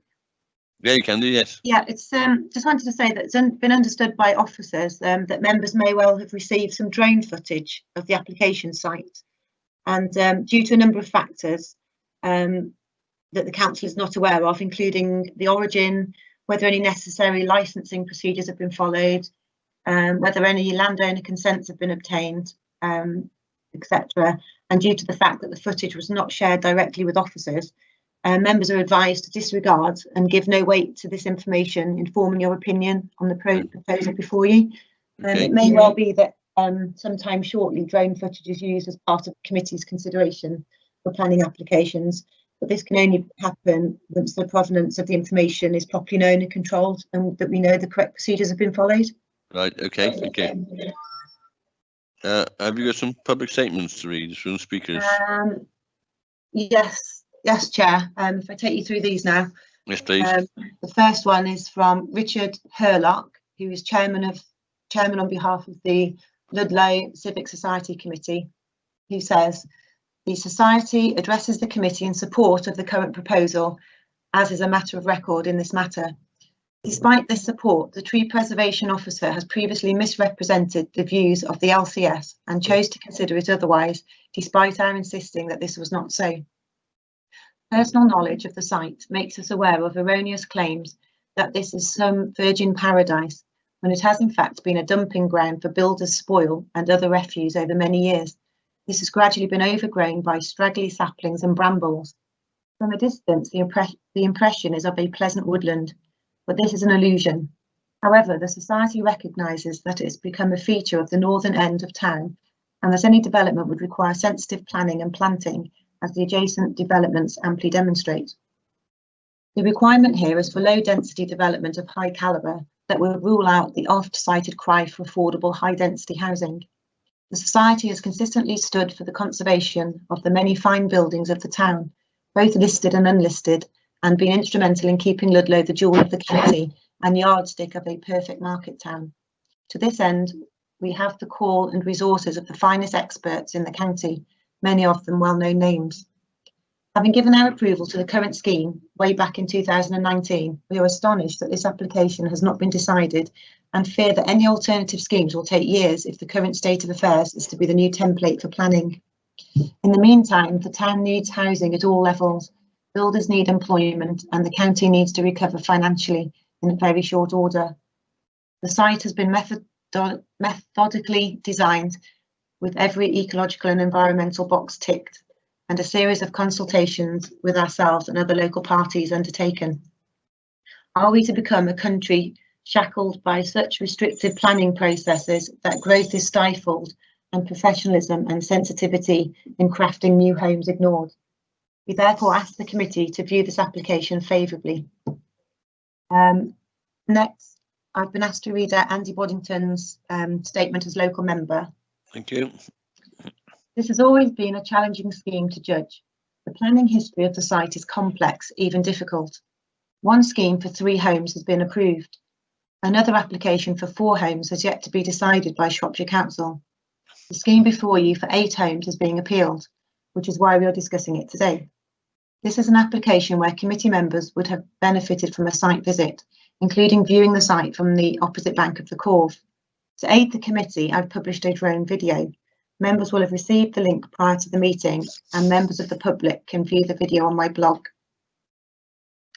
The aerial images demonstrate how this site contributes towards a near perfect edge to Ludlow as it has an historic town. The burgage plots of the Linney and the redundant graveyard of St Leonard's give way to a green edge of Linney House as the landscape falls steeply away towards the Corve. The site is full of history. It was at one time a quarry. It was also winter quartering for a circus. Later, it was incorporated into the grounds of Linney House. Many trees were then planted in the garden. In recent years, those trees have not been managed well. There have been extensive felling, so the number of trees lost remains a matter of dispute. Nevertheless, the site remains verdant in character. It is a site that should be nurtured as part of a green corridor along the Corve, from Corvedale to the Team SSSI. We need green corridors to promote biodiversity, reduce flood risking, and address the climate emergency. We might not be discussing this application today if Shropshire Council had been able to demonstrate a 5-year land supply at the beginning of 2014. They could not do so, and the presumption in favour of sustainable development kicked into play. The presumption made it difficult to turn down most housing applications. That was why the scheme of 3 suburban-style detached homes was approved by officers.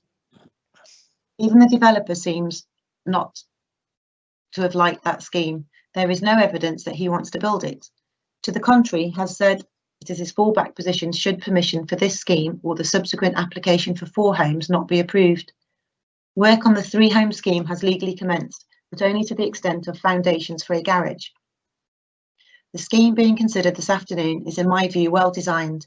The contemporary Nordic woodland style is attractive, much better than the scheme approved in 2014, but the development is in the wrong place.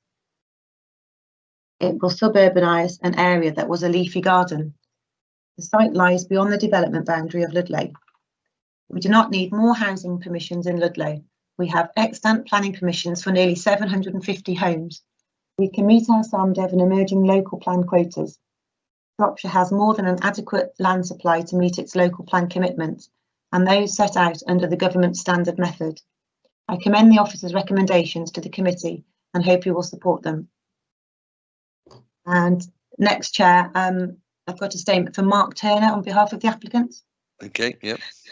Who states the applicant's comments in respect of application 19008264 are 1. Trees. Roman numeral 1. It is contended that the tree officer has fundamentally misunderstood the position regarding tree felling and has based his assumed density of pre-existing tree cover on a survey of a limited part of the site, which was the only area that had any significant cover. Roman numeral 2.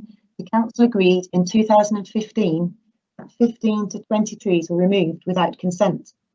A compensatory replanting scheme of 100 trees was agreed and fully implemented in 2016, as confirmed by the Council in April 2016. Any assertion that the number of trees now on site is less than it should be is refuted. Roman numeral 3, extensive detail has been provided regarding A, the quality and quantity of trees to be removed, the majority of which are category C specimens with low or very low amenity value, and B, landscaping, with a detailed plan outlining how the development will be integrated into its wider setting and enhance the conservation area. Roman numeral 4, additional detail such as long-term management should be the subject of conditions. And Roman numeral 5, the requirements of policy CS6 and CS17, MD2 and MD12, and NPPF paragraph 170 are satisfied. Number 2, ecology. Roman numeral 1, the officer refers to the Council's ecologist's comments dated 27th of September 2019. However, as confirmed in the officer's report, the applicant provided an updated assessment in March 2020, which confirms that the scheme has very significant benefits, particularly compared with the implemented scheme. It appears that the Council's ecologist has been provided with that document but has not commented. Roman numeral 2, any habitat potential for protected and priority species is not only preserved but significantly enhanced. Roman numeral 3, any concerns about the planting, mix or sediment washing into the site can be subjective conditions. Roman numeral 4, policies CS17 and MD12 are fully satisfied. 3, conservation area. Roman numeral 1, the Council confirmed in pre-application discussions that the character to be preserved is A, green space, and B, the important boundary wall. 2, as to green space, any development will inevitably change the character of the site. However, in partnership with the Council, a scheme has been designed which will manage change in a positive and long-term sustainable manner. 3, as for the wall, the works to the wall costing between 150,000 and 180,000 will enhance the conservation area. 4, the heritage objectives of CS17 and MD13 are satisfied. 4, there are no other issues that would merit refusal. 5, other material considerations. Roman numeral 1, the 2017 permission for 3 large houses has been implemented, establishing the principle of development on the site. The landowner is in a position to build out that scheme. Roman numeral 2, the Council agreed that the approved scheme could be greatly improved upon. And finally, 6, the planning balance. 1, the overall benefits include a much improved design, significant highways, landscape and ecological improvements, and enhancement of the character and appearance of the conservation area. The scheme is policy compliant. 2, it is suggested by the applicant and others, including the local member, that a site visit is required in order for members to appreciate the nature of the site. If members agree, it is suggested that the inspectorate be invited to delay the appeal timetable briefly in order for the site visit to be undertaken and members' views put forward at a subsequent meeting. But thank you, Chair. Thank you. Does the planning officer wish to clarify any points or respond in response, please? I'd be happy to comment if. That's right. I was just trying. Yeah, sorry. Go on, Dougal. Sorry, I was just struggling to turn the microphone on there. Go on, Dougal. You're right. Yeah. In relation to the number of trees felled, which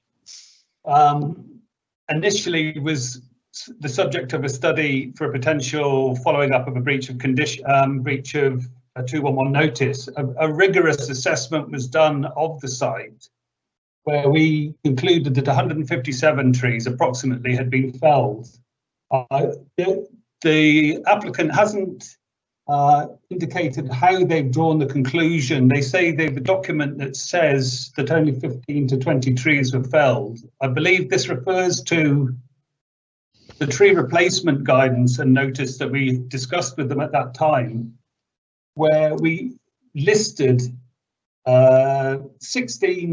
approximately 16 trees with tag numbers that had been identified in a previous survey as known losses. However, calculations as to the estimation of losses, because they'd grubbed up the stumps, were thoroughly investigated, and we concluded at that time that 157 trees had been felled, of which a lot of them were consented to be felled as part of the extant planning consent, and that of the trees that have been surveyed, 16 of them were recorded in that survey that have been felled illegally. I believe that's the number that they're saying was the 15 trees that they have that we agreed had been felled illegally, which is a misinterpretation of the document that they have, which I'd be happy to discuss with their agent. We maintained that the illegal felling, or the felling without in breach of conditions, was of 157 trees. And that can be defended vigorously if there is an objection or a complaint. Thank you, Hugo. Do you wish to add anything there, Andrew? Yeah, Chair, if I could, if it's be possible, could we go back to the indicative landscape slide? If we just scroll back through.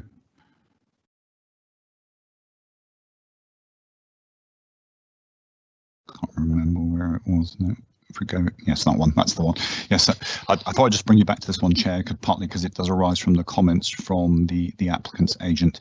They made reference to the updated ecological impact assessment, which I've mentioned in the report, and the updated comments of the county ecologist have been provided to the committee today. And as I said, the substantive comment remains unchanged, albeit there's some amendments to the detail of their comments. One of the things I mentioned at the very beginning of the presentation, which I was going to show you on this slide, which I omitted to do, was that at the left, I don't know if we can bring the cursor up on the scheme, but towards the left-hand end of the site near the river, if we go up a little bit, yeah, down a bit, just down a tiny bit more, you can see there's 4 or 5 small trees there marked. If we come down a tiny bit further, just in there, yes, there. One of the things that happened at the time that the amended updated ecological impact assessment was submitted were some changes to this plan. And just to make you aware of what these included, there was originally a pond included in the area where those 5 trees are, together with the seating area, and then further over in the main bend in the river, right up at the top of the site. To go right up to the river, yes, in that area there was an additional seating area in there. And one of the comments that was made by the county ecologist was that if you turn this area into the river, essentially into more of a recreational area, then it's going to have adverse impacts on the ecology on the site and cause disturbance. And essentially the changes that were made to the landscaping plan were intended to take those detailed comments into account. But having said all that, you'll see from the updated comments from the ecologist today that really the substantive objection remains, because the issue is with the level of development on the site, and the fact and in essence that you can't provide adequate mitigation, compensation and enhancement with that level of development. And that brings me on to my second point, which is that the application has been on the table for a considerable period of time.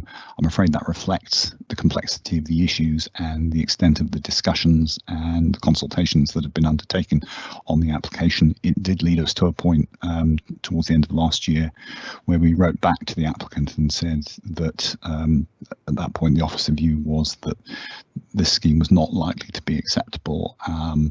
We had a discussion with them on possible ways forward, because if the fundamental issue here is about the level of development on the site, then it raises the question as to whether or not a reduced scheme with a greater level of mitigation, compensation, enhancement and additional planting might actually overcome the objections that there are to this application as they've been expressed by the consultees. And the result of that is that we have a concurrent application which was submitted last December for a 4-house scheme, which in essence removes the three closest houses to the Linney and one of the other additional houses, and it is a reduced scheme, and we are intending to bring that forward to if we can, the next committee, depending on whether or not we're in a position as a result of the consultation that's happened that's been undertaken in response to the latest information that's been submitted. But certainly the intention is to bring that application forward to the committee very soon. It is a separate application, and each application has to be considered on its merits, and in itself that shouldn't be an influencing consideration in the view that members take on this application. But it's something you obviously should be aware of. So that application will be coming forward. Thank you, Andrew. Right, we're now going to members of the committee can make their comments. The solicitor will indicate who needs to speak next. So we've got a list of speakers. Thank you. I've had indication from Councillor Shinton she'd like to speak, please. Councillor Shinton, if you'd like to speak first, please. Thank you. Yes, Councillor Shinton, Clibber Mortimer Division. I must say that I became bemused at contradictory information, procedural, length of time, pre-application discussion by the bucket load, and I really just thought I would get down to what I call the basics. So for me, the basics of this site were this. The principle of housing development has been established on this site, which was a derelict industrial site originally. And I emphasised that bit. And as that site was really in a fairly important area of Ludlow, which is full of listed buildings of all sorts, it had, for me, a special significance. Intensive pre-plan discussions have taken place in the intervening years. I really can't understand why it's taken so many years to come to any form of practical conclusion.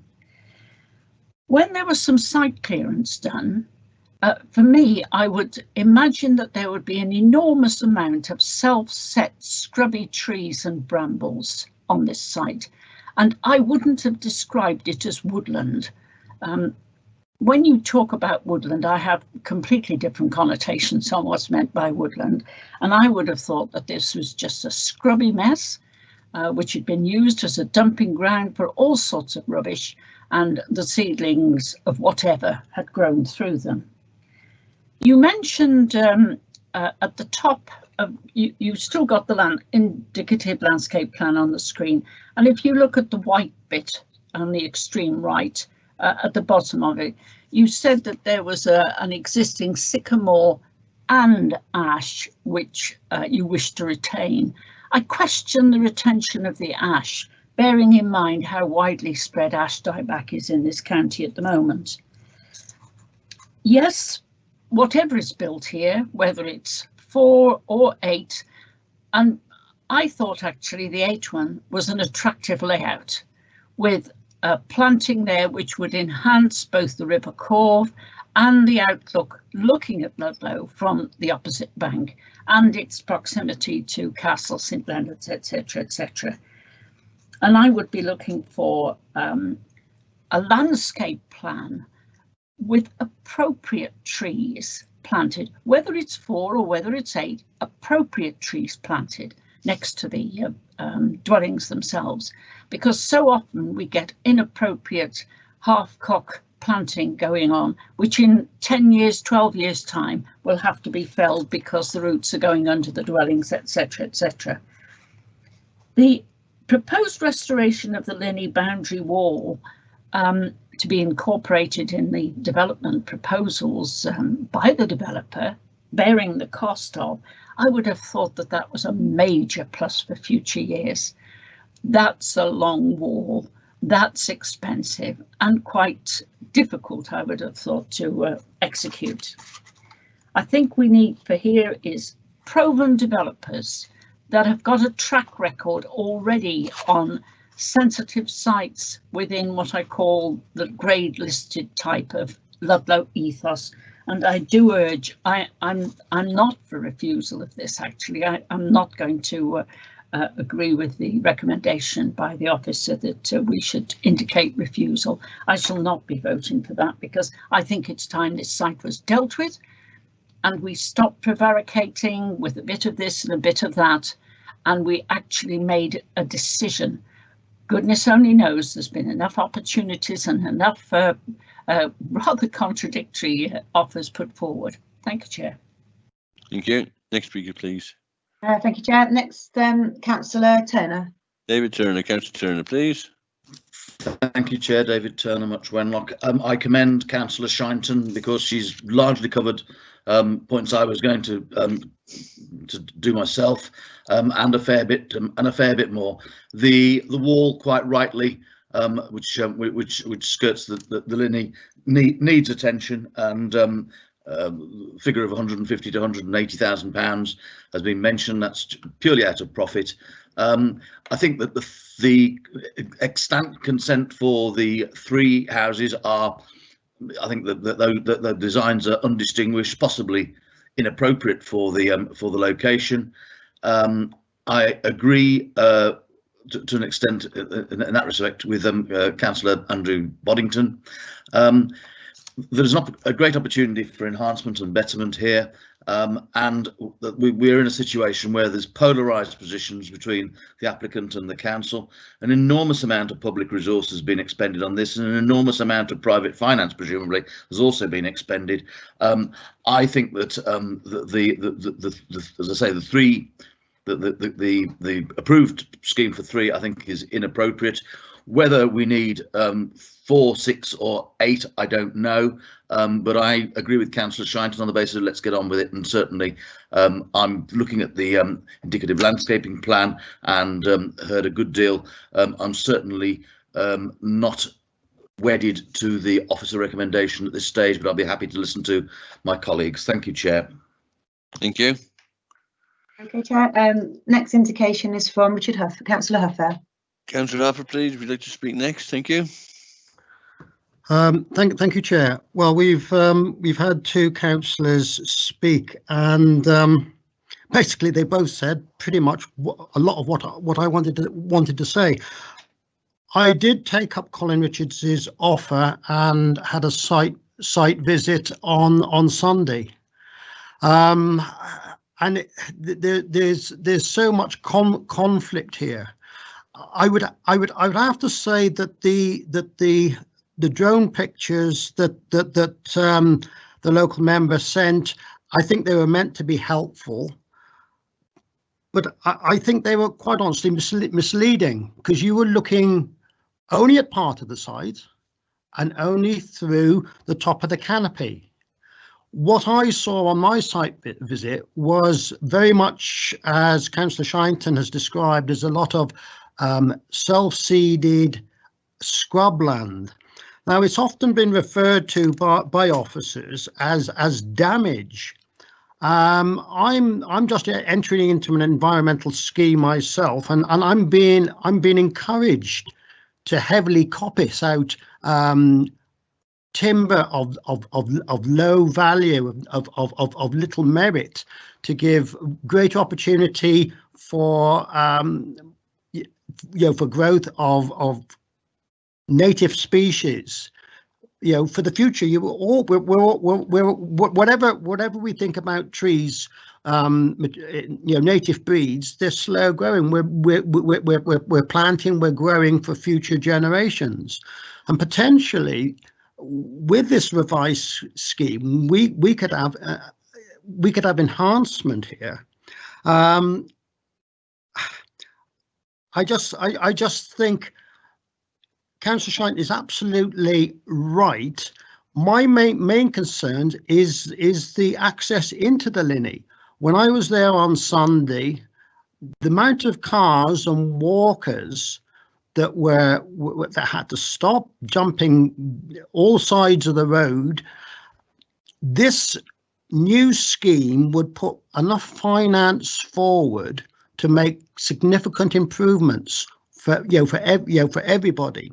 If this doesn't come forward, that finance will not be there, and they will have to live with it. The scheme that's been approved, it doesn't allow for any highways improvement. Shortly before committee started, I had a message from the owner who states that given them the amount of private resources that have been put into this, that he would be prepared to waiver costs if we could have a site visit, if we could at least look at this application properly. I think it has much merit. Even the local member and the general consensus is this is an improvement on what has previously been passed. So I would ask committee not to dismiss this application out of hand. Let's put heads together. Let's have a site visit. Let's offer the members from Shrewsbury that quite honestly don't know the area as well as some of us local members. Come and see what's here. This is an important site. We've got an opportunity to build something for the future. I was never happy with what was originally granted. This is an opportunity to improve the road infrastructure and improve on what's already been granted. Thank you, Chair. Thank you. Next speaker, please. Yes, Chair. I've had an indication from Councillor Tyndall who'd wish to speak, please. Councillor Robert Tyndall, please. Your next speaking. Thank you. Can you hear me all right? I can hear you, Robert. Yes, thank you. I hear what everybody has said, and I've got some sympathy, but, and it's a very big but, if you read the recommended reason for refusal, I think items 1 and 2, I'm on page 74, make it quite clear that this application is outside our planning policies. And I don't see that there is a real reason for going against our planning policies. I know in the past I've argued where something isn't within policy, but I don't see any need to make that argument in this case. So I will be proposing that the planning officer's recommendation for refusal is approved. Thank you, Robert. Next speaker, please. Yes, Chair. Next speaker is Tina Woodward, please. Councillor Tina Woodward, please. Thank you. Thank you, Chairman. Councillor Tina Woodward, Alveley and Claverley Division. I'm glad I followed Councillor Tyndall because I'm of the opinion that with the report before me and the information supplied, that I'm quite happy to support the officer's report as it stands for the recommendations, and I am minded to refuse this. I think the woodland as it stands, whether the different views, whether it's scrubby or other, the distant views in actually do add an end stop to Ludlow, in my opinion, and I think the local member has actually made that quite clear, Councillor Boddington, and I support this to be refused, minded to refuse. Thank you, Chairman. Thank you. Councillor Nick. Yes, indication from Councillor Nick Hignett, please. Councillor Nick Hignett, please. You're the next speaker. Thank you, Chair. Councillor Nick Hignett, Ray Valley Ward. This is definitely a very complicated planning application. There's a lot of information to digest, and there's no doubt that a site visit would definitely have helped in making my decision, although I was unable to arrange time to look at the site. It's a large site, and there's no doubt, looking at the indicative plan there, that 8 well-designed dwellings would fit in with it. But having said that, it is outside the development boundary, and surely if we're going to follow planning policy, we should not be allowing applications like this outside the development boundary. There is a loss of many trees or scrub, depending on the various viewpoints, which I can't guarantee either viewpoint, not having seen the site. And it's okay to say you'll replant trees, but then you wait 20 or 30 years for them to actually have any decent visible impact. So I'll be honest, I'm a little bit concerned. I can see both sides of this argument, and it's very interesting to listen to other members' views, but I will be making my mind up one way or the other. Thank you, Chair. Thank you. Next speaker, please. Okay, Chair. Next speaker to indicate to speak is Councillor Parsons. Councillor Parsons, please, if you'd like to speak next. Thank you, Chair. The points that I would have made have already been made, so I don't need to say anything further. Thank you. Okay, Chair. Next, Councillor Tyndall's indicated he'd like to speak again, please. Councillor Tyndall. Yes, thank you. I should have said that I did pay a visit to the site this morning. I do know the Linney quite well, but I just reminded myself of it, and my mind isn't changed. I think we must refuse this. Recommend that this would have been refused because it's outside policy. Thank you. And Councillor Turner would like to speak again, please, Chair. Councillor Turner, please. Yes.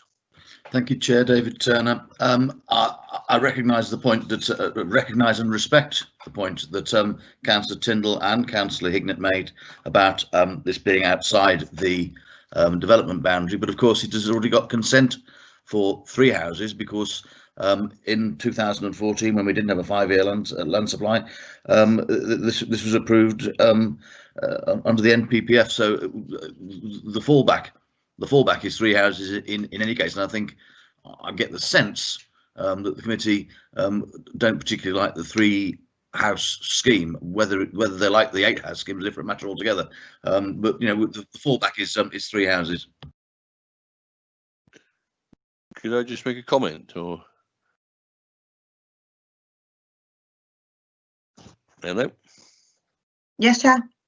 Yeah, I just make a comment. But there is another scheme for a 4-house plan to come forward if this fails. Is that right, Andrew? Yes, thank you, Chair. Yeah, the position at the moment is that we have a further application, which is essentially a variation of this scheme that is for 4 houses rather than for 8. I had hoped what we'd do is bring both applications forward to the same committee so that members had both schemes in front of them and had an opportunity to consider both together, albeit you have to determine each application on its merits. But unfortunately, that's been preempted by the appeal that's come in. So we're bound at the moment by the appeal timetable, and we've not been in a position to bring that alternative scheme forward. But in essence, yes, there is an alternative scheme on the table which looks very similar to this, except that it has 4 houses in instead of 8, and there is a different landscaping scheme. Okay, thank you. Okay, Chair. Councillor Tyndall's indicated you'd like to speak again, please. Councillor Tyndall, please.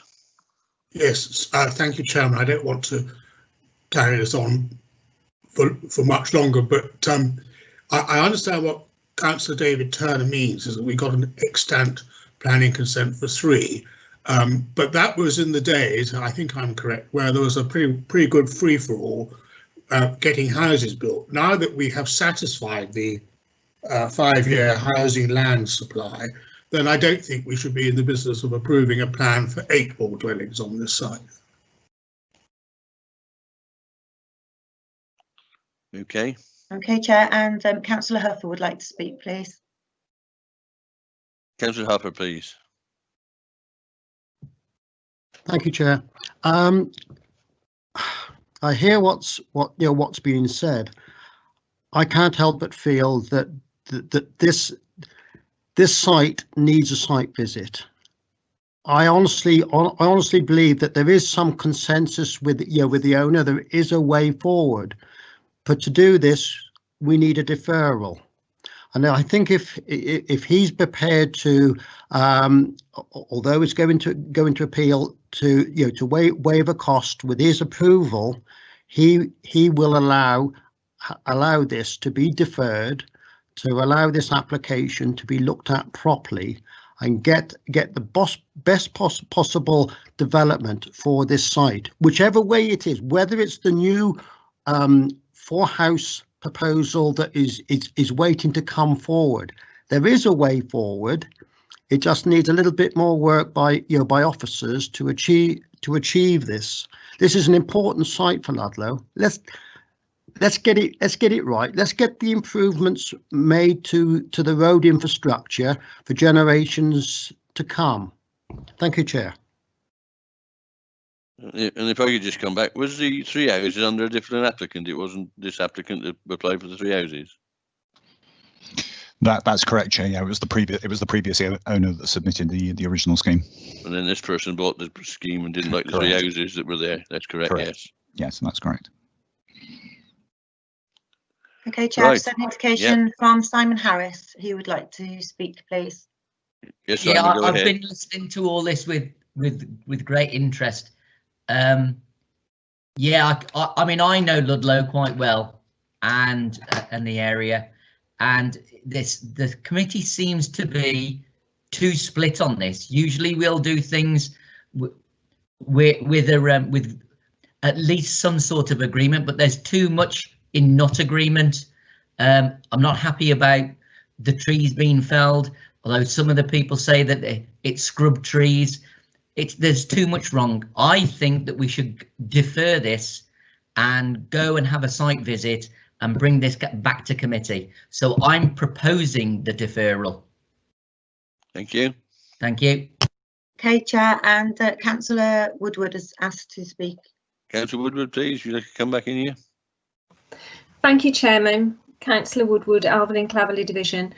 I would like to ask Andrew if there is any possibility that we could defer this application based on the recommendations before us, because if it's going to the Secretary of State, I'm sure as a case officer you said we're on a tight time frame. So is there any allowance in there for a deferral, please?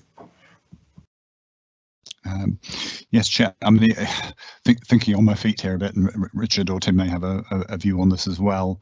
If we're in a position where the applicant is potentially agreeable, essentially to a deferral, and there's a joint approach made to the inspectorate for requesting additional time for the council to undertake that site visit, then it may well be that we can put that request in, and if it's supported by the applicant, also the appellant, then it may be the inspectorate is prepared to agree to it. I mean, there's an element of you don't ask, you don't get, but you know, it's not beyond the realms of possibility that they'll agree to a deferral if we request it, but we don't know that they will. That's the difficulty. Okay, thank you. Richard wants to add something now. Yes, Chair. I think the issue here is that once we get to an appeal situation, in a sense, we are at the mercy of the planning inspectorate. Both the applicant and the agent and the council cannot dictate what happens.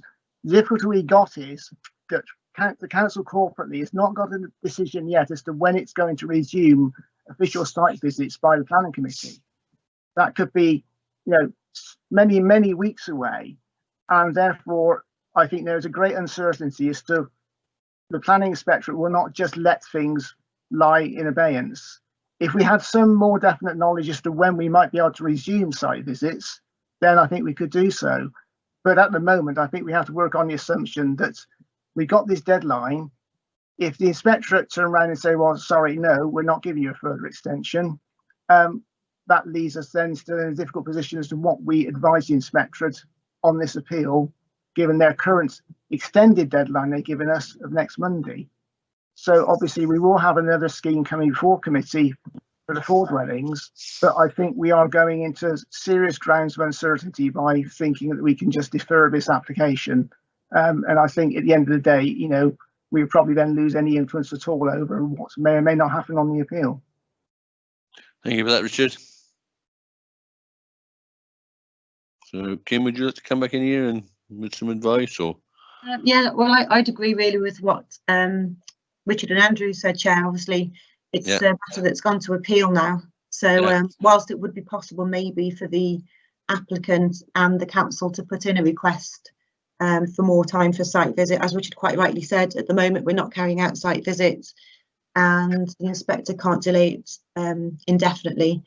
And also the inspector wouldn't have to agree to it anyway. And if he didn't agree to it, then the council hasn't put forward a very strong position of its stance. Okay, thank you. Right, is there any more the planning officer wishes to say before I put it to the vote, please? Chair, it's Andrew Shirakowski, consultant planner again. I think I'll just come back on the point again about the, you know, on the one hand, the point has been made here that the fallback to the existing approved consent is a major consideration in this application, If that consent hadn't been there, I think we'd potentially be taking a very different view of this application, because there wouldn't have been that precedent, that fallback in terms of establishing the principle of development of 3 houses on the site. On the one hand, on the other hand, we have continued to work with the applicant all the way through, and although the discussion at officer level is that this scheme is not the right scheme, they have come forward with an alternative scheme, and the intention is to bring that forward to committee. We haven't reached a conclusion on that process as yet, but the intention has been on the part of the applicant as a result of the discussion that it may be a scheme which is similar to this in terms of its character and what it's trying to achieve, but results in something that has a greater level of mitigation and enhancement. That application is quite close to the point of being brought forward to committee, and in that respect, I wouldn't anticipate that there would be much further delay in the process in getting a conclusion on the future of this site, whether it's in relation to this scheme or the alternative scheme, and particularly obviously in relation to the alternative scheme. If that's the alternative of what's on the table now, it is something that is going to come forward to the committee again very, very shortly. Thank you. Okay, Chair, I've just had an indication that Councillor Huffer would like to speak, please. Yeah. Okay, Councillor Huffer, please. Thank you, Chair.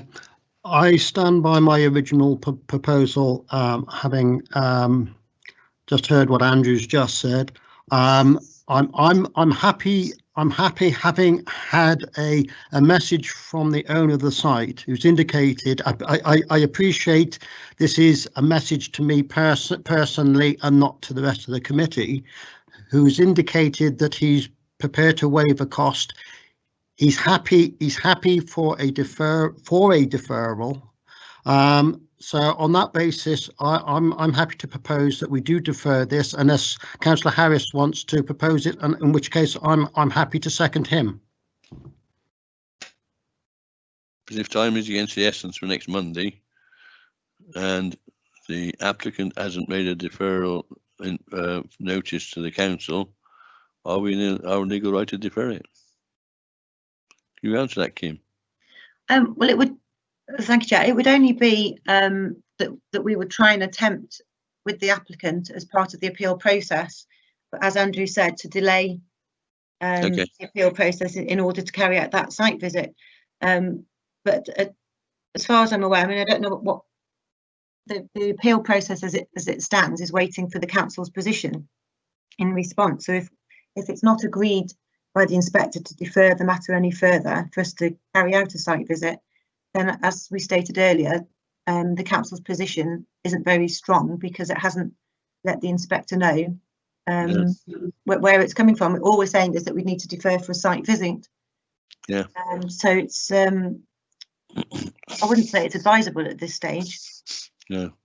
I believe another speaker's in line. Just an indication that Dougal would like to speak, please, Chair. Yes, Dougal, if you'd like to come in there, please.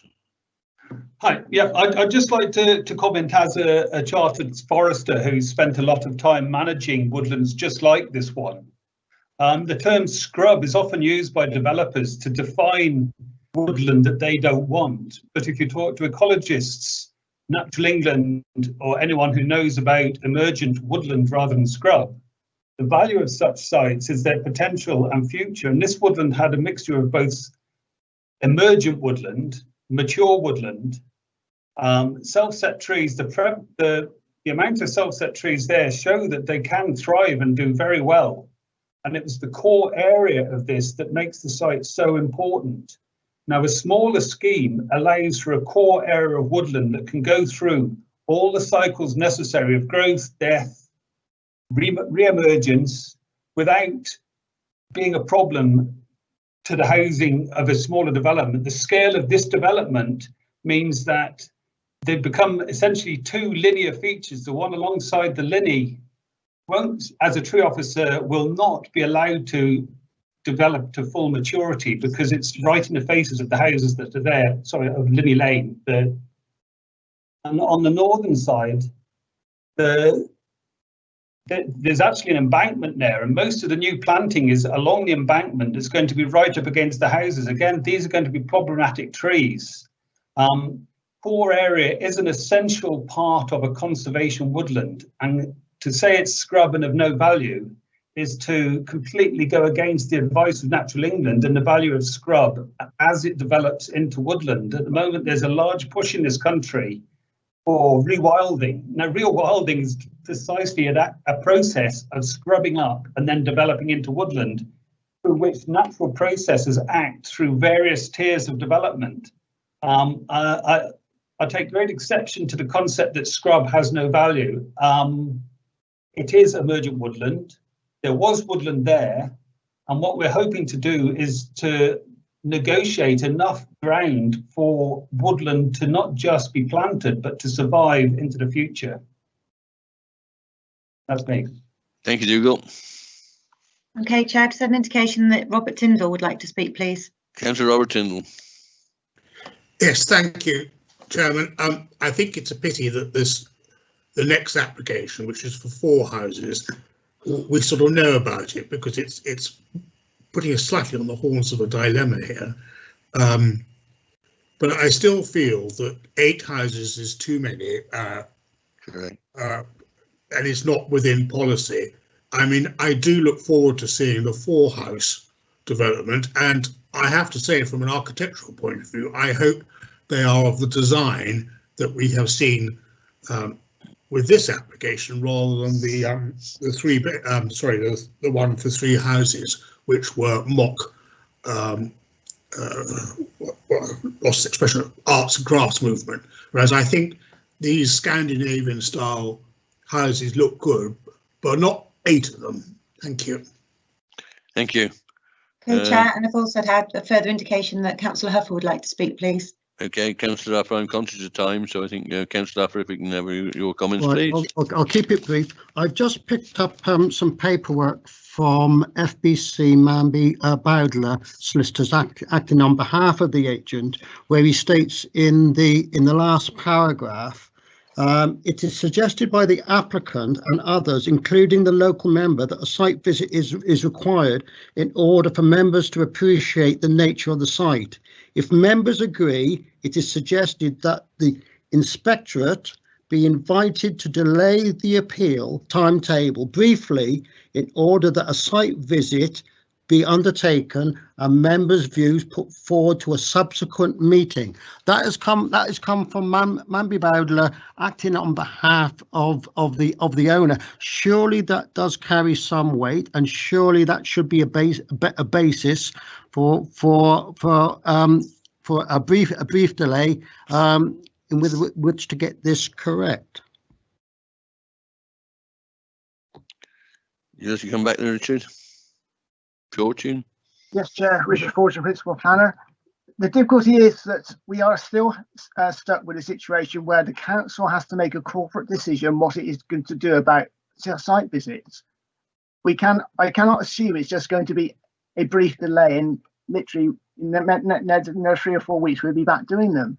It is that degree of uncertainty in these, as that well-used phrase, unprecedented times, means that is why we know it could well be, realistically, it could well be several months before we're effectively doing site visits in the manner that we should be doing, which in terms of our protocol requires it to be, group visits supervised by an officer, no debate, no discussion with parties for and against on the site, purely as an exercise to view the site, rather than has occurred here with some members taking up the offer and going to see the site, without that presence of an officer or that sort of formal process we've got set out. So that is my concern, that, yes, the applicant has got a situation where he's chosen to lodge the appeal against non-determination, which has set the ball rolling. Once that ball's rolling, both he and us are effectively in the hands of the planning inspectorate. So again, as I say, without repeating what I've said previously, the risk is still very real that a deferral means that the inspectorate could well decide, well, the council's not going to submit a case, and therefore we'll go ahead and decide it, and therefore we would have no influence one way or the other. So it's unfortunate that the applicants chose to lodge that appeal against non-determination, and did not allow the two applications to carry on running together. Thank you. Kim. Yes, Chair, I've just had indication from Councillor Turner. Councillor Turner, please. Thank you, Chair. Chair David Turner. I may have to apologise to you after the meeting. We've got a proposer and a seconder on the officer recommendation. Can you please take a vote? I will. Yes. Councillor Tina Woodward, does it want to come next? Is she? Okay. Yeah, Councillor Woodward was next. I've got a proposer. I don't know who seconded it. We've got Councillor Tyndall proposing to approve the officer recommendation for refusal. Yeah. And we've got a proposer by. And I'll second. Oh, did you second? Did you, Councillor Woodward? Yes. Yes. Yeah, Councillor Woodward here. I will second that. Okay. Right. Okay. We have a proposal on the table. It's proposed and seconded. Could I put it to the vote, please, through Kim, the solicitor? Now, the problem is I've dropped out halfway through the debate on this, so I won't be able to vote. All right. Right. Okay. Thank you for confirming that, Chair. Okay, so we've got a proposer and a seconder to agree with the officer recommendation that committee indicate to the Secretary of State that it would be minded to refuse the application for the reasons set out in the report. So if I just take the vote now, please, if you could indicate whether you're for or against that recommendation. David Turner. Councillor Turner. Sorry, against. Against. Councillor Harris. For. Councillor Hignett. For. For this amendment. Councillor Huffer. It's against it. Against. People is against it. Oh. Councillor Parsons. I dropped out for 5 minutes as well, so I can't vote on this. You drop out if you lose internet connection. No, right. Councillor Shinton. Against. Councillor Tyndall. For. And Councillor Woodward. For. Okay, so I've got I can just check this with the committee clerk, but I've got 4 members voting for the recommendation for refusal and 3 voting against. Right, so it's refused. So this is carried. We've got 4 to recommend against for the refusal. Was it? 4 for the recommendation, as in to refuse. Minded to refuse. Yeah, and 3 were against the recommendation. Against. So okay, so that is carried for a recommendation to refuse the application. Minded to refuse it. Thank you. Cutting trees down. We now move on to the next application, which is sorry. Chris Welsh will fucking love me for that. Sorry, can we just turn our microphones off, please? Yes, please.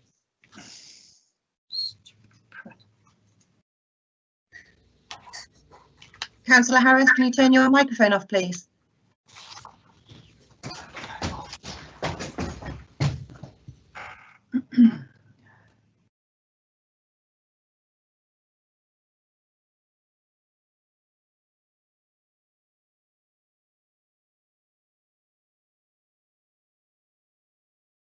Have we lost Cecilia?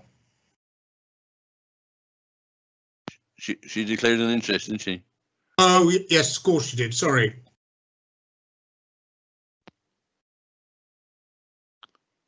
And then we all there. God knows.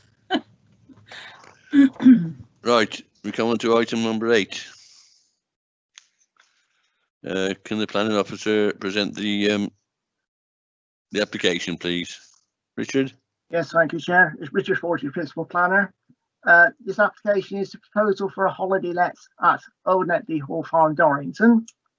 If we could perhaps work through the slides first of all. The next slide, please. This plan shows the location of the proposed holiday let lodge, together with the access road, which is the obviously the narrow red line area leading from the group of buildings to the left there, which are number of buildings in business uses. We then also have Netley Old Hall Farm, which is labelled there, is a listed Grade 2 listed building situated at that point. We can also see faintly there are effectively three pools here. Smaller pool which is close to the red line area in the access road at a lower level. The larger pool 2, which is immediately to the south, as the cursor shows there, and a further pool which is again to the southwest. Next slide, please. This is again a closer detail, just showing the proposed position for the what's termed a executive lodge on that particular illustration. Next slide, please.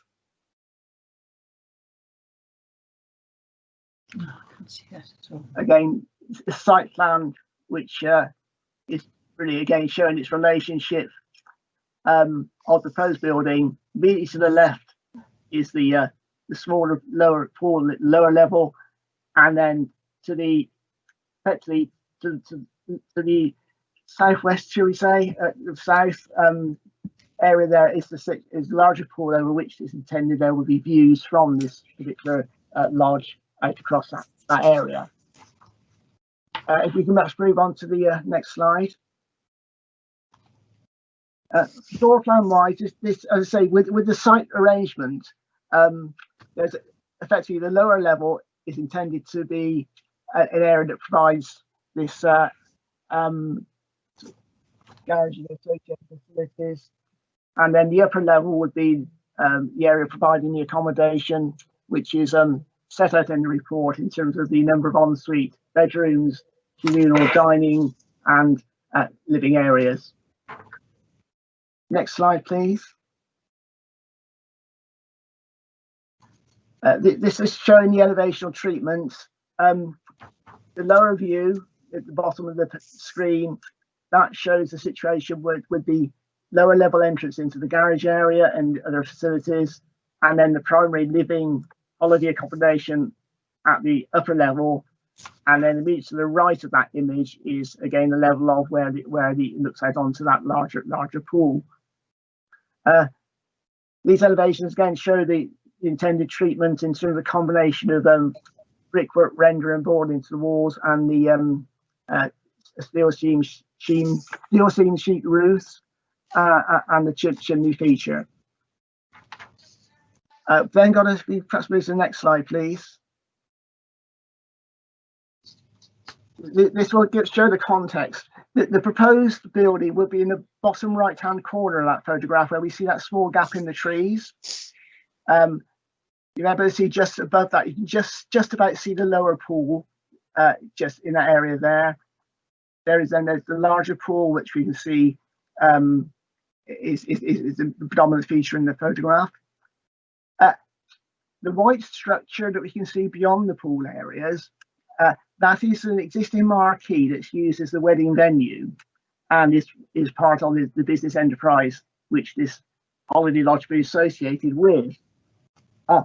That has had a series of temporary permissions since 2010, the latest one of which actually has just expired. But there is a planning permission granted in 2018 for a permanent building to replace that wedding venue structure, together with 15 lodges in the field area that's immediately to the behind that, where in terms of the area there where the cursor is indicating. So a series of small lodges around that there. At present also there is an existing holiday lodge which was permitted in 2006, which if we look at the pool that's got the fountain on, you see that, and if we just go to the top left corner of that pool, you can just about see it there, that there's an existing lodge feature. The farm listed building is to the right of that pool with the fountain, and where the cursor is showing with a group of associated traditional buildings, and then the other buildings in the area there are in various business uses. Next slide, please.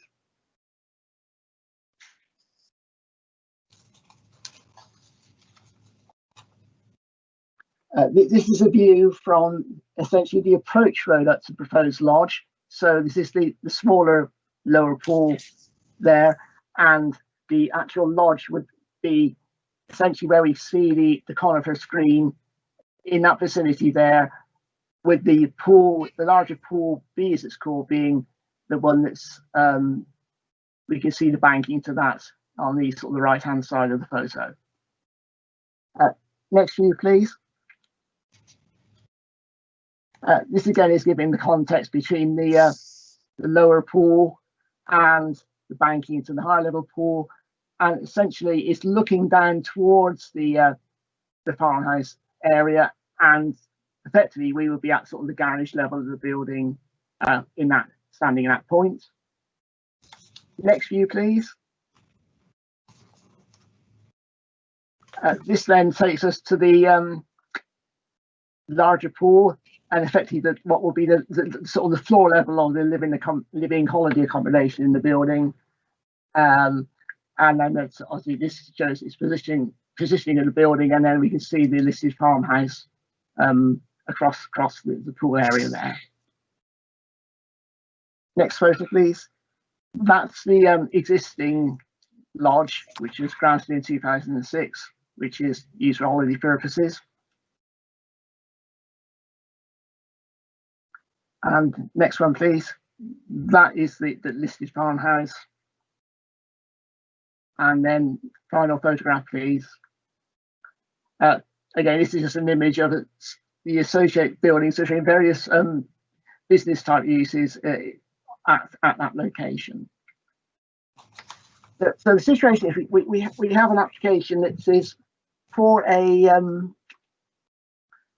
building which, as holiday accommodation, does not fall within our normal principles set out in the development plan in respect of requiring that accommodation to be essentially or a form that meets the definition of a caravan. Specifically says that where accommodation is proposed that it does not meet that requirement, it will be treated in the same way as open market residential development in the countryside. It's policy MD 11.8, which sets out that situation.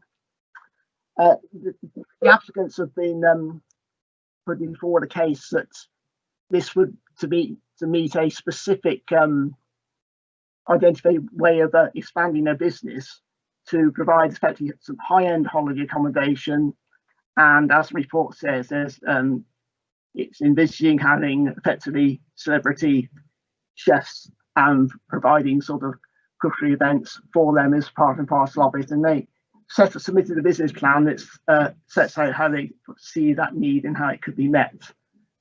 The concerns that the officers have in particular in this situation is that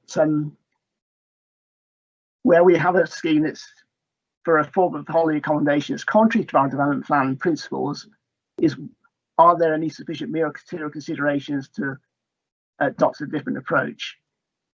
Is a situation here where obviously the existing wedding venue enterprise has been going on, but as of yet, the construction of the permanent wedding venue to replace the marquee and the associated 15 lodges with that has not taken place.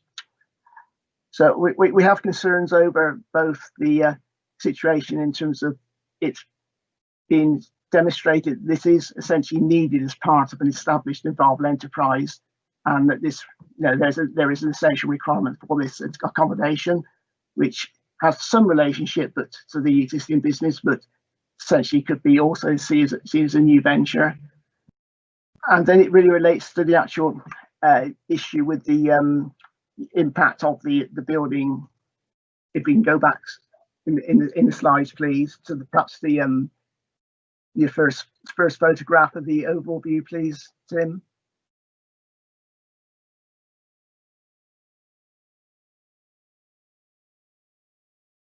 Yeah, back again.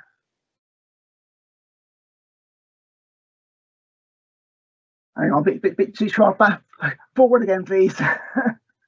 We just go to the first photograph. Thank you. this will then obviously give us the context in terms of what we're dealing with. So, as I said, at the moment, the wedding enterprise is based on the marquee building, which shown in that point there. The existing lodge, which again is on the closest pool to that in that location there.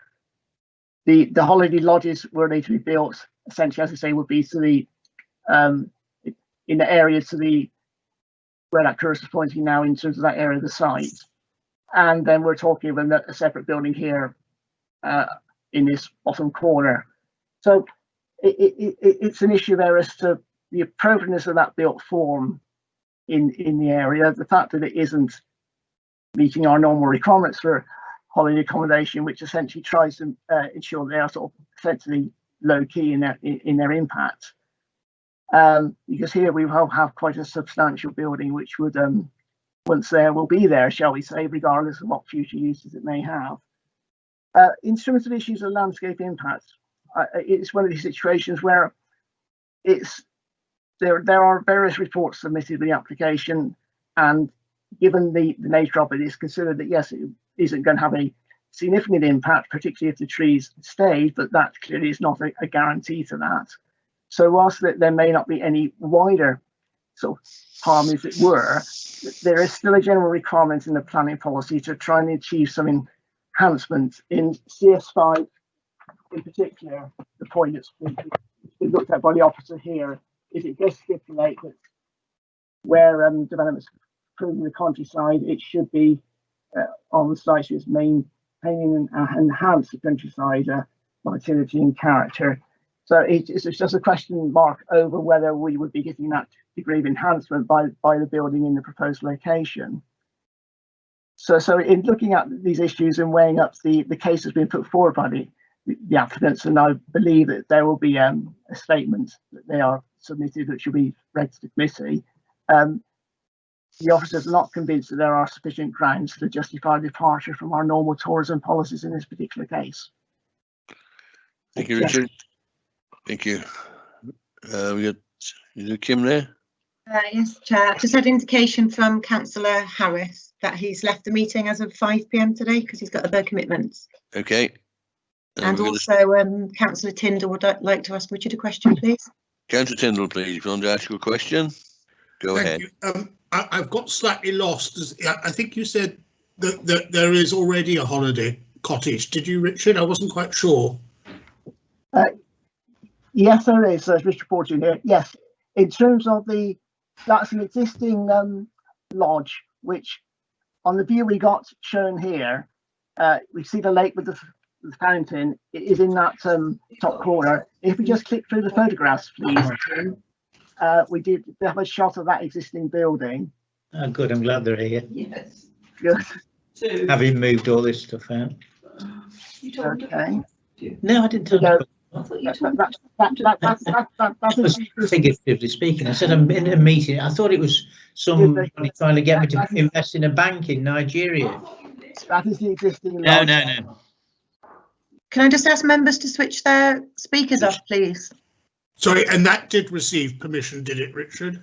Yeah, that was that replaced a smaller fishing lodge in 2006, and that does have our permission. And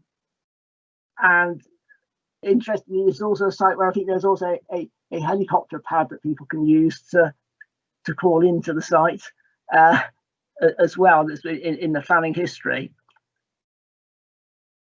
But yeah, that is the existing one. That essentially is sort of open plan type sort of 1-bedroom accommodation. But the proposal that they're putting forward here now is obviously would allow for much larger groups to come together for a holiday purpose. Thank you. Right, Kim, are there any speakers, please, and speaking statements? Yes, thank you, Chair. The first speaker we've got is Councillor Dan Morris, the local member, who's indicated he would like to read out his own statement. Okay, are you there, Dan?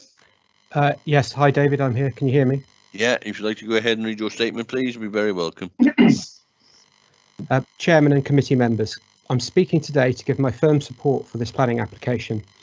I also note there are no objections, local or otherwise, and the application has the support of Condover Parish Council. It should also be noted that Dorrington is to be classified as a development hub in the local plan review. Millers of Netley have a successful track record in running a venue-type hospitality and tourism business. This application is in addition to a planning application already passed for an upgrade of their existing business for a permanent function room and 15 lodges. It will make a huge difference to the business offer, add value to the Shropshire tourism economy, employ local labour and businesses, and bring money into the area. Furthermore, rather than looking for reasons to deny applications like this, in the current climate of staycations and less travel abroad, Shropshire Council should be looking for reasons to pass such applications that will add to the visitor economy, particularly at the premium end of the sector where Millers of Netley are targeting.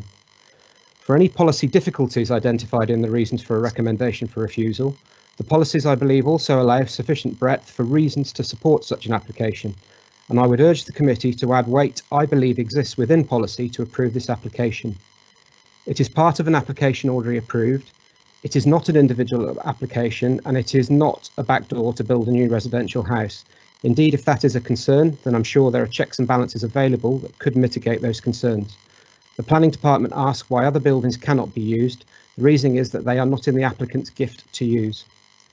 There are similar existing businesses in the county, like Netley Hall, Salop Leisure and Henley Hall, that have all quite rightly been permitted to build and add to their offers. And I would ask the committee to see this application by Millers of Netley in a similar vein and vote to support and approve of the wider growth of Shropshire's tourism and visitor economy. Thank you. Thank you, Dan. Thank you. Okay. Next, Chair, got a statement from Kelly Homden on behalf of the applicants. Okay, fine, that's fine, Kim.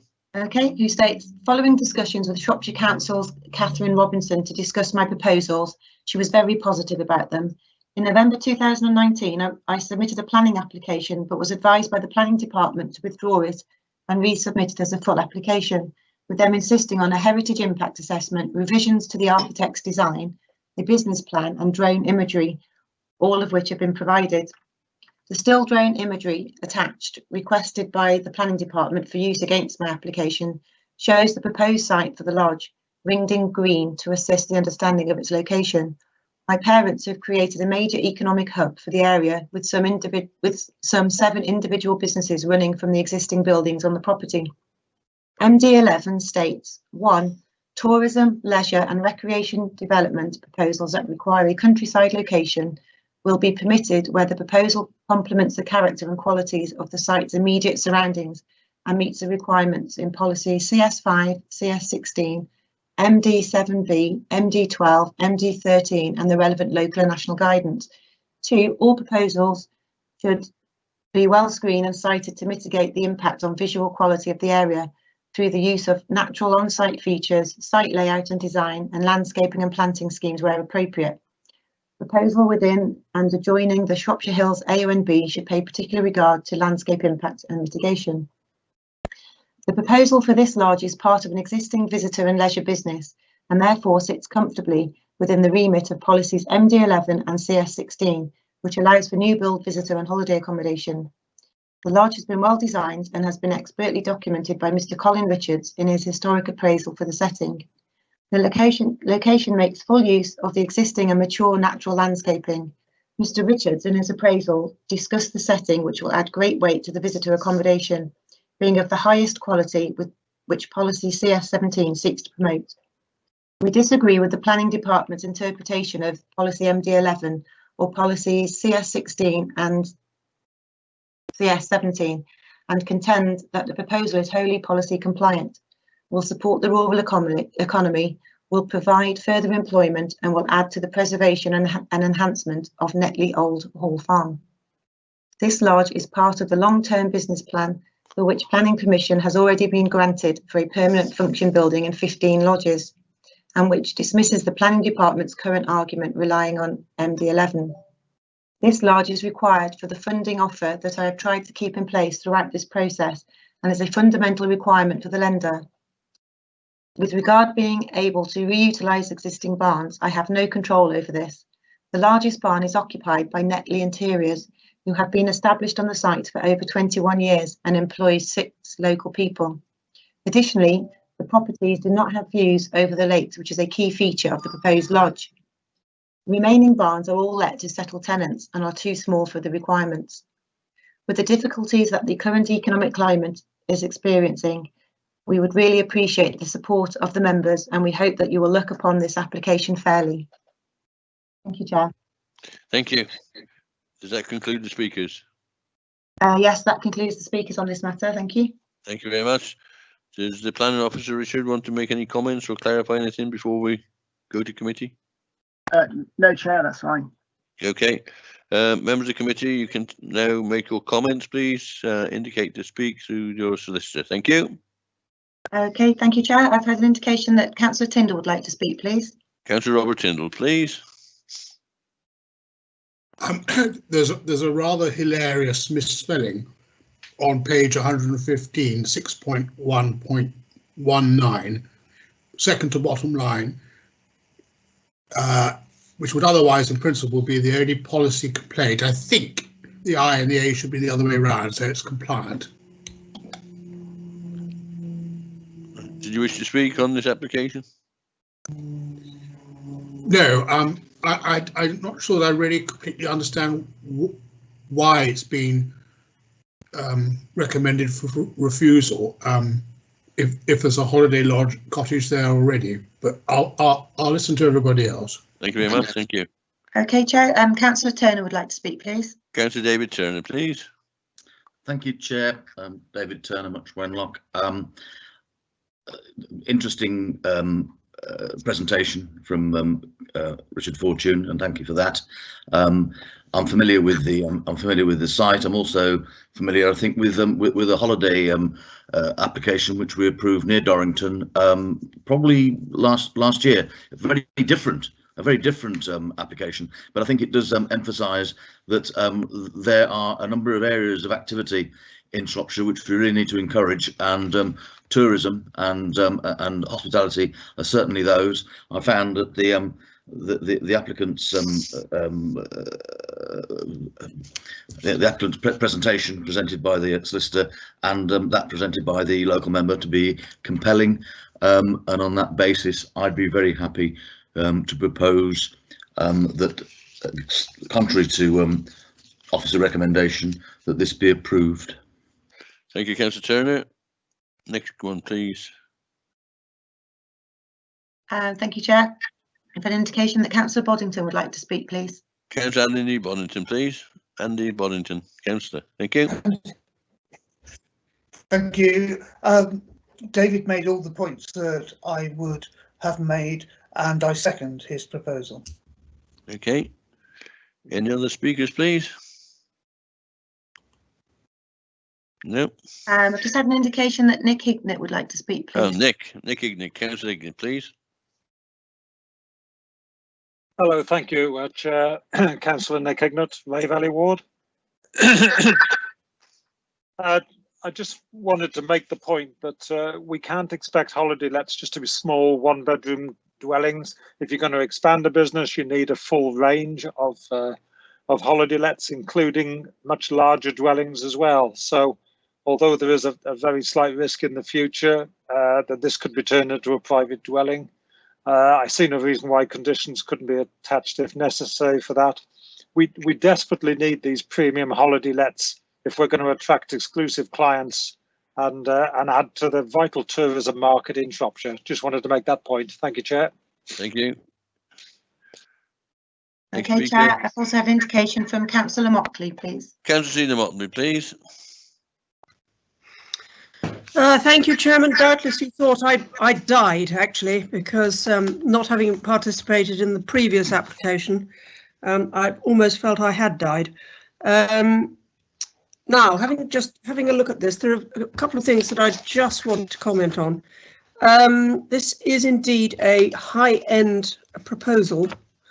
I don't quite understand if there is a particular reason why it seems to be quite a long way away from the wedding marquee and lodges which aren't yet there. It seems to me that there has been this is the second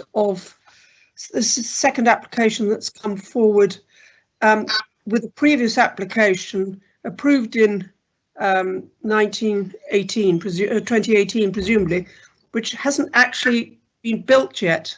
So I'm slightly concerned about whether there is some confusion about what all these things are for.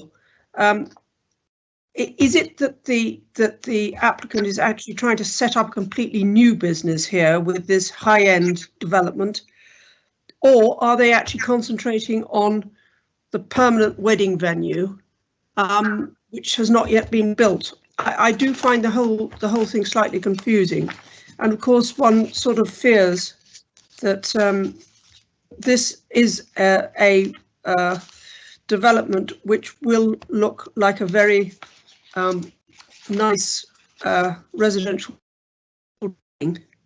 So I must say I just find myself in some confusion as to exactly what the business plan is in this particular case. Thank you. Richard Fortune, did you want to come back and speak, please? Yes, thank you, Chair. In fact, I think in terms of Councillor Motley's questions, the report has sort of tried to touch on this in terms of it's essentially an associated business or understanding. There will be some crossover between the two, but in a sense, it also is a sort of a expansion of the venture into a new area, as it were. In terms of what the members have said so far, obviously we have advertised this as a departure from the development plan because of the nature of the accommodations. Because hearing what's been said, it is in terms of what we have as a policy with MD11 and point 8 in that policy, it clearly is not a nature of a construction that meets our noble requirements for what we expect holiday accommodation to be. So, in terms of the issues here, I think members will need just to identify the material considerations if they are minded to approve as to why they consider that there is a case for a departure here. Now, the reference has been made to obviously the existing offer that's there, and it's being an element that sort of would expand on that in terms of the image on the screen at the moment. So it's an existing lodge that's on the other pool, but I think it's just a situation as to, in terms of should members be proposing to approve, or those who may be putting forward that recommendation. I think it's just a question from our point of view having some indication as to what the material considerations are that have outweighed planning policy in this particular case. Thank you. Any other members wish to speak, please? Okay, so no more points to clarify, Richard, before. You happy with that? No, yes, Chair. Obviously, in terms of terms of were there to be a recommendation accepted, well, a proposal for approval that is accepted by committee, we would obviously want a delegated authority for officers to attach the appropriate conditions in respect of the nature of the use and the technical requirements. Okay. Are you happy, Kim? Is there anything you want to add? No, that's fine, Chair. I just wanted to say the same as Richard, that we need delegation for officers to do the conditions, and also, as Richard said, we need members to confirm the material considerations they've considered to go against policy. Okay, right. We have now we got a proposer and a seconder. It's proposed by. Excuse me, Chair. Sorry, Councillor Turner's just asked to speak again. All right, sorry, Councillor Turner. Yes, thank you, Chair. I wasn't terribly sure that I had actually got a seconder, but I must have missed that. But in terms of the proposal, I'm perfectly happy to accept the delegation of conditions to officers as suggested by the planning officer and the solicitor, and I would seek the assistance of the planning officer in terms of the policy considerations which would help to justify the planning balance of the opportunity and the holiday and leisure justification. Oh, it was Councillor Boddington. I do apologise to him. And against the open countryside policy. So I seek a bit of help, please. Okay. Andy, have you got anything there, or? Hello? Andy? Apologies, I was just writing some notes. All right, okay, all right. Lack of hands. Our reasons should centre on the fact that it promotes sustainable tourism in the countryside, and so in a sense it's an inverse of the officer's arguments on part of it. I think that's the reason we're proposing it. I can't see any other reason, David. Okay. That's fine with me. And I regret I don't have the policy numbers in front of me, but the tourism policy. Okay. Right. It's back to you, Kim, is it, on that, or back to Richard? If Richard could just confirm he's happy with that, that would. Yeah, Richard Fortune here. I think in terms of the, obviously from the member said that they obviously giving weight to the existing business enterprise that's there, and the manner in which they're accepting that this would dovetail into that enterprise. So I think in terms of the weight that they wish to give to this proposal, there are elements that we can consider in respect of the MD 11 CS16 policy, which we can, in terms of produce that balancing argument as to why members have chose to tip the balance in favour of the scheme against what the officer view was. So I think in terms of what's said, I'm sure that there's sufficient there that we can work with. Okay, thank you. Thank you, Richard. Okay, and then so we're going with that with the delegation to the officer's own conditions. Is that right? Okay, thank you, Chair. So thank you. Right. Okay, and we'll take the vote now. Please take the vote on this matter then, please. Okay, Councillor Evans. For. Councillor Turner. For. Councillor Boddington. For. Councillor Hignett. For. Councillor Huffer.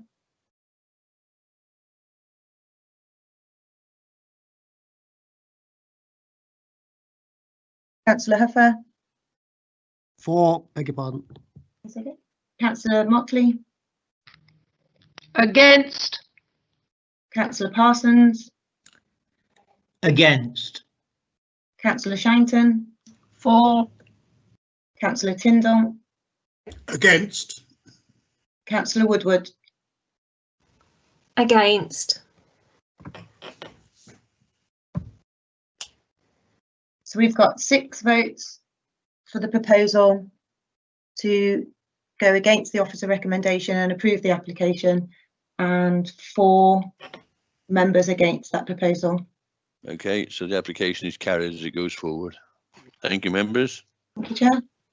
Right, the next application, I should declare an interest. I should leave the room and I'll hand over to the Vice Chairman, David Turner. Thank you very much. Okay, thank you, Chairman. Move on to item 9 on the agenda, Crimond, 85 Ludlow Road, Church Stretton. Planning application 20/01847/full, erection of replacement dwelling and alterations. Could planning officer please present this item? Yes, thank you, David. It's Richard Fortune, Principal Planner. If we can perhaps look through the slides on this replacement dwelling. The first one here shows us the location of the property in terms of the question and the size of the plot. It shows also in blue the water course that runs through the front of the properties in this area. And essentially, yes, if we then perhaps move on to the next image, site plan. This shows a footprint of the existing bungalow that's on the site, together with the essentially garage structure that's linked it to the neighbouring property, just to the north of the main rectangle. The approach is over the watercourse by a small bridge structure, which then leads to the left then to the access onto the public highway. To the east of the site, to the rear of the bungalow, you can see there's a sort of retaining feature, and that area outside the site there is woodland that's subject to a tree preservation order. Next slide, please. This is again, it's an illustration of the proposed replacement dwelling for the site in terms of its built form. With the to the left side, you can see that it's sort of a cat slide roof arrangement, which will bring it down to the level of the garage of the adjacent neighbouring property on that side of the property. And to the right of the sort of the two-storey element, we can see a flat roofed area there. That is an indication of the detached annex building that's proposed for the southeast corner of the site. And the illustration here again shows a sort of a footbridge connection over the watercourse. Next image, please.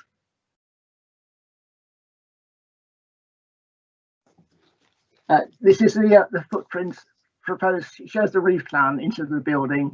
The shaded areas are effectively the solar panels that are intended to be incorporated in many of the sustainable details they're proposed to incorporate into this building. Separating those two areas is the glazed roof to a conservatory area, because the elevation effectively is the south-facing elevation at that point.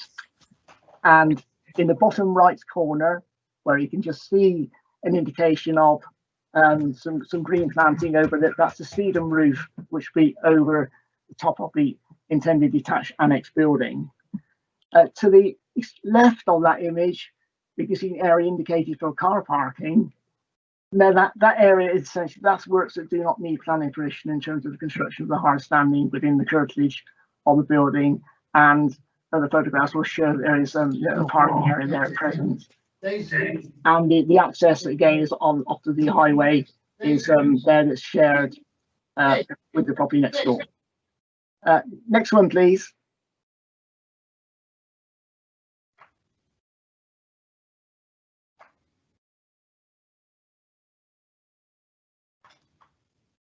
And the next image, please.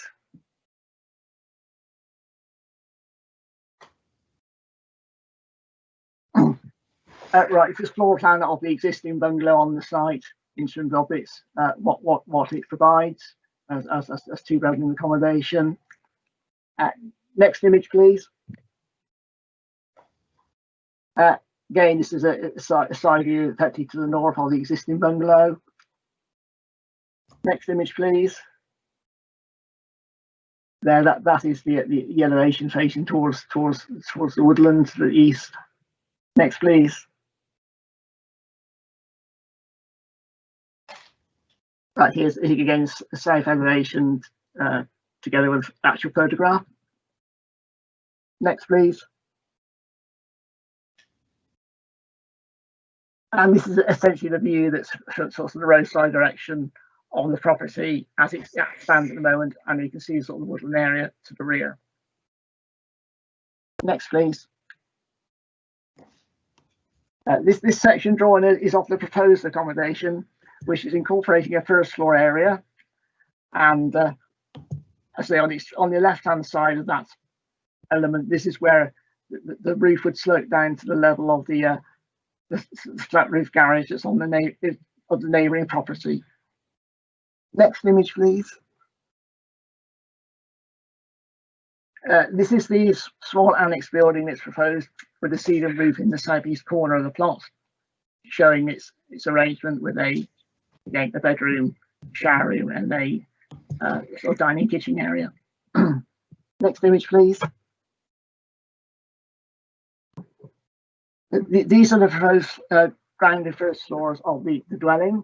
The dwelling ground floor also incorporates an area that could function as an annex, because there is particular family care requirements that the applicants have in this situation, but it does mean that it's divided in a way that it can also function as part of the single dwelling house in any event. So the accommodation on the ground floor you can see there in terms of the kitchen elements, and then the incorporation of the bedroom accommodation in the first floor.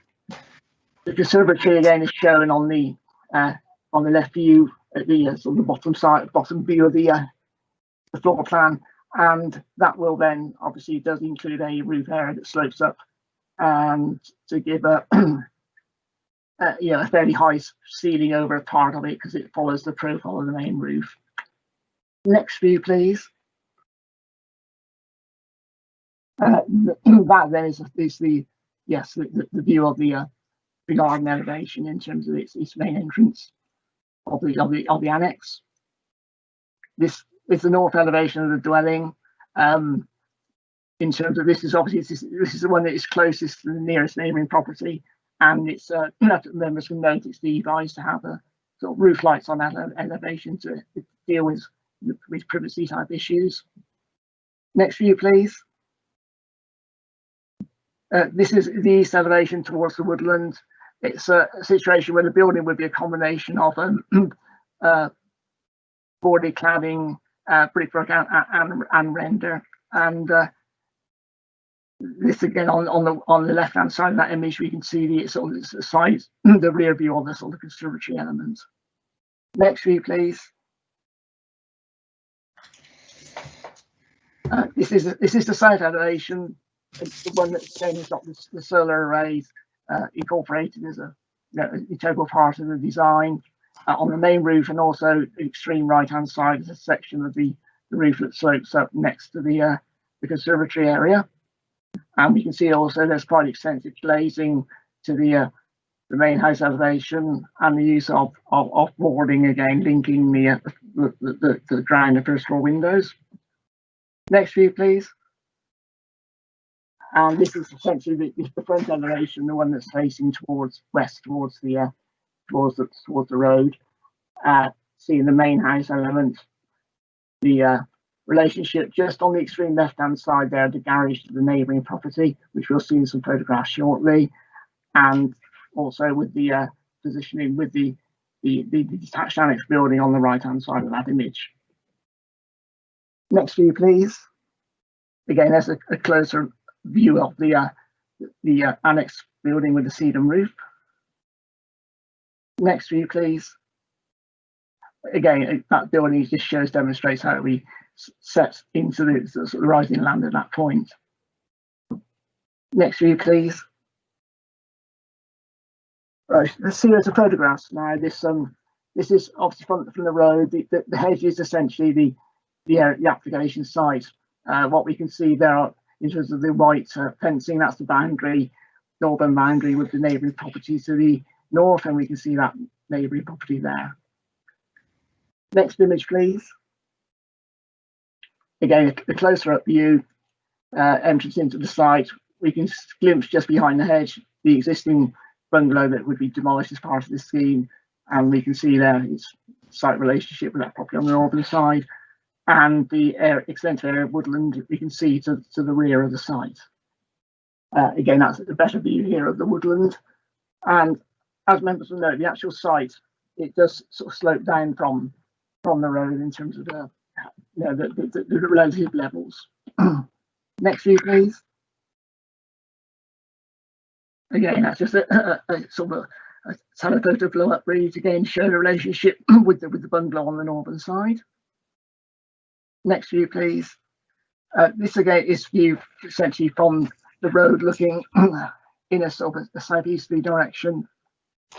It also shows part of the existing sort of vehicle parking area, which is shown on the drawings again as being modified, but again isn't works that need planning permission. Next view, please. And another blow at this again shows also then the nearest property to the south, which is again a more substantial bungalow in the larger plot. Next one, please.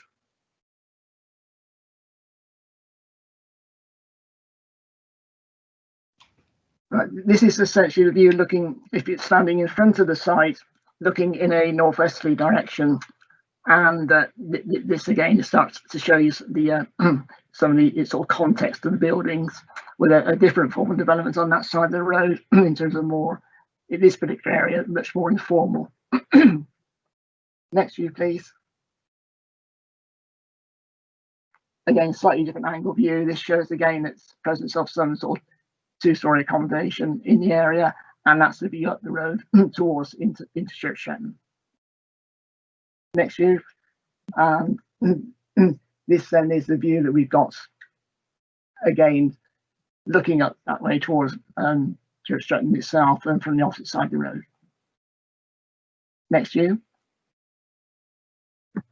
These are the properties that are essentially to the west of the site, looking on the opposite side of the road. In terms of the committee report, the members have the actual plan that's as part of the report. Does show those properties in this sort of the general arrangement of the properties in the area. So these are the two-storey dwellings, semi-detached dwellings on the opposite side of the road. Next view, please.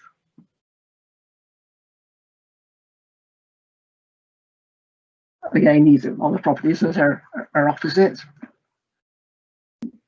That then is the view. This is south down away from the site. The site effect is on the left-hand side of this image, and there's the public highway, and then the two-storey houses onto the right at a slightly higher level.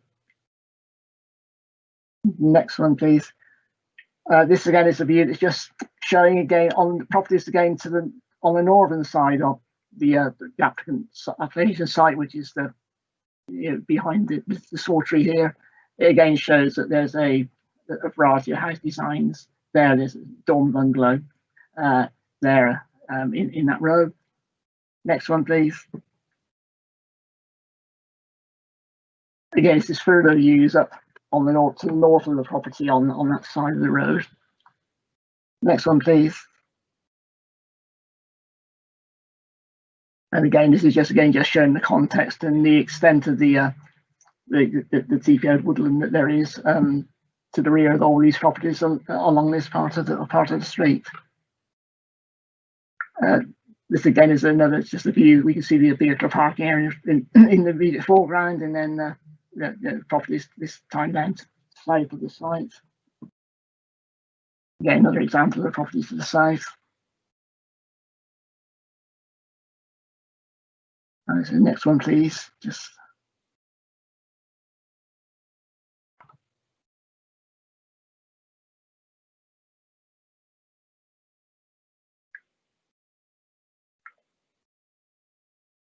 right. I think there may be one further one. That's it. Okay. Right. If you could just go back up through the images, please, to the tell you when to stop. Just go over the photos.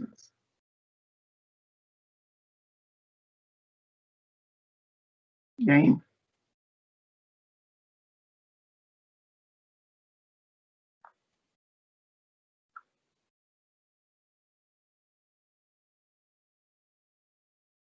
Yeah, just a little bit more.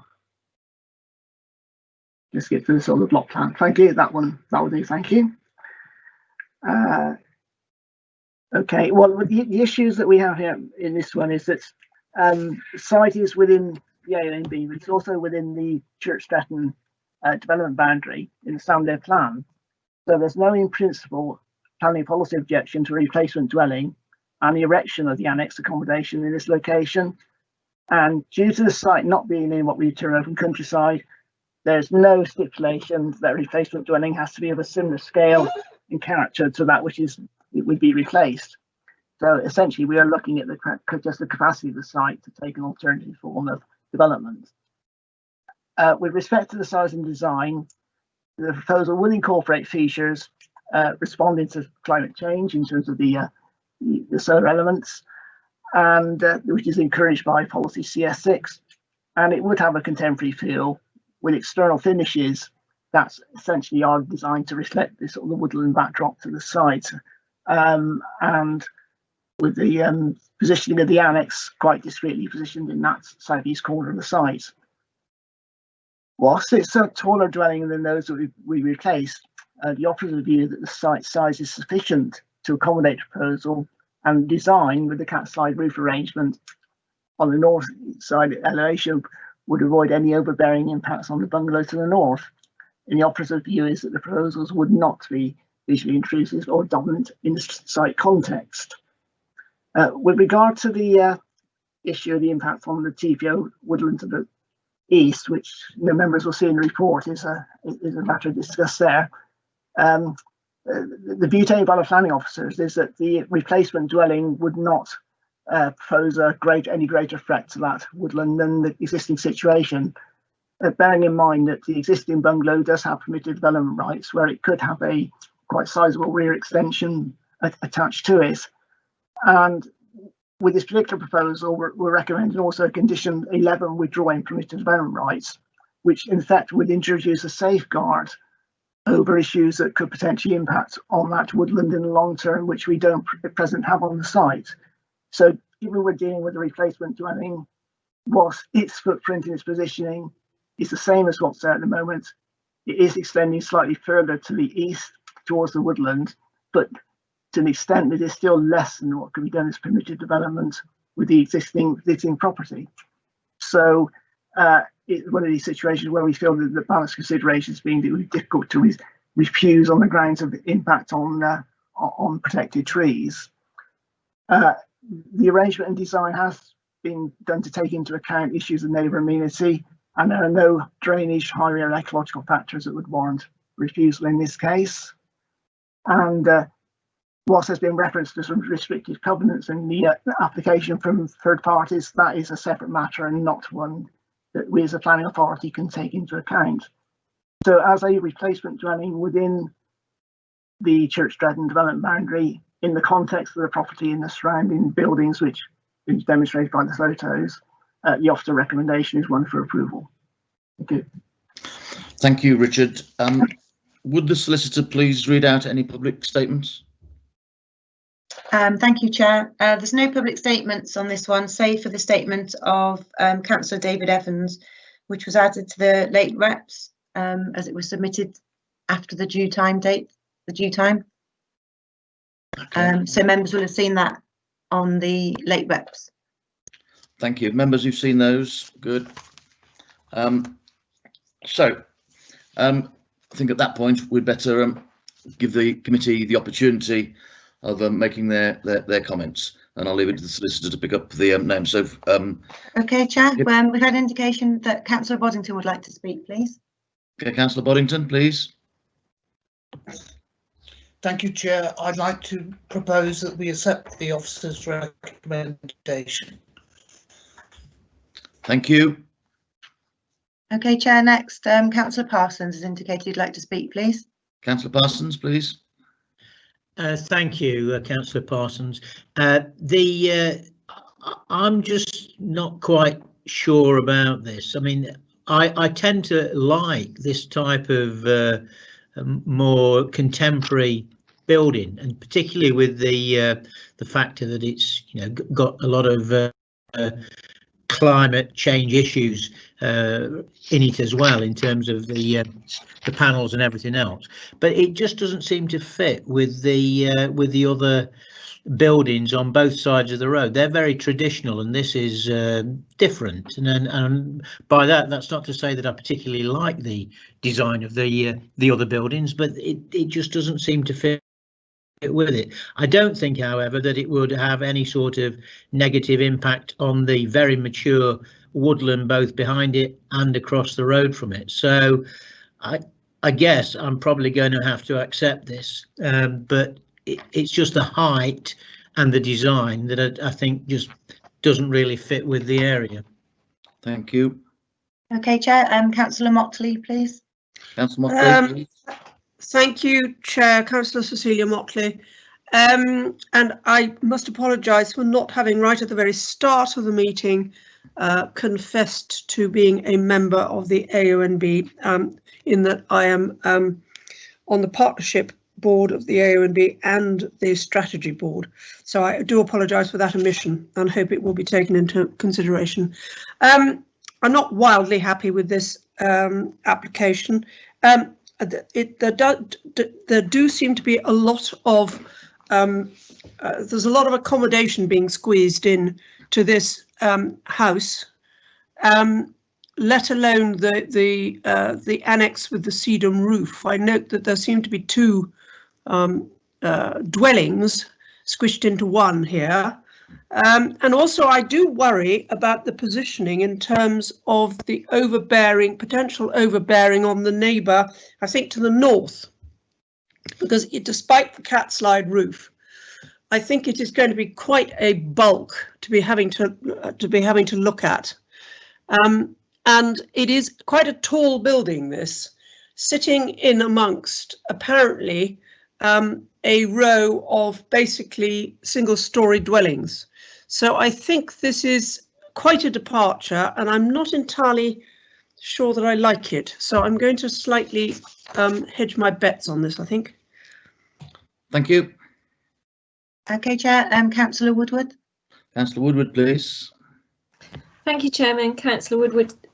I'm concerned about the actual design of the building as it sits in the street scene. It's taller than the bungalows, and to be honest, the south elevations appears to me to be heavily glazed. If I've interpreted the officer's presentation correctly, I believe that the south elevation would face onto number 87. Could the officer clarify that, please? Yeah, Richard, please. Yes, thanks, Chair. Yeah, in terms of the south elevation, in terms of the actual numbers, yes, in terms of there's a bungalow property in that area, but obviously the officer view is that there is quite a significant gap even with the proposed replacement design and that particular boundary, and given the siting of the buildings still is as such that they are in line with the other properties, that is considered to be a matter that will deal with any sort of mitigation of any potential neighbour overlooking or privacy issues together with landscaping. So the operative view is that whilst that's a feature of design, the plot is of sufficient size that it can accommodate it. Thank you, Richard. Right. We appear to have a situation where Councillor Boddington has now left the meeting and is therefore withdrawing his recommendation or his proposal on this, which causes a bit of a problem. So in the absence of any further speakers, and on the assumption, and I would look to the solicitor if I could see her, as to whether it is possible for someone to withdraw their proposal, since there isn't a seconder. Do we have any other proposers?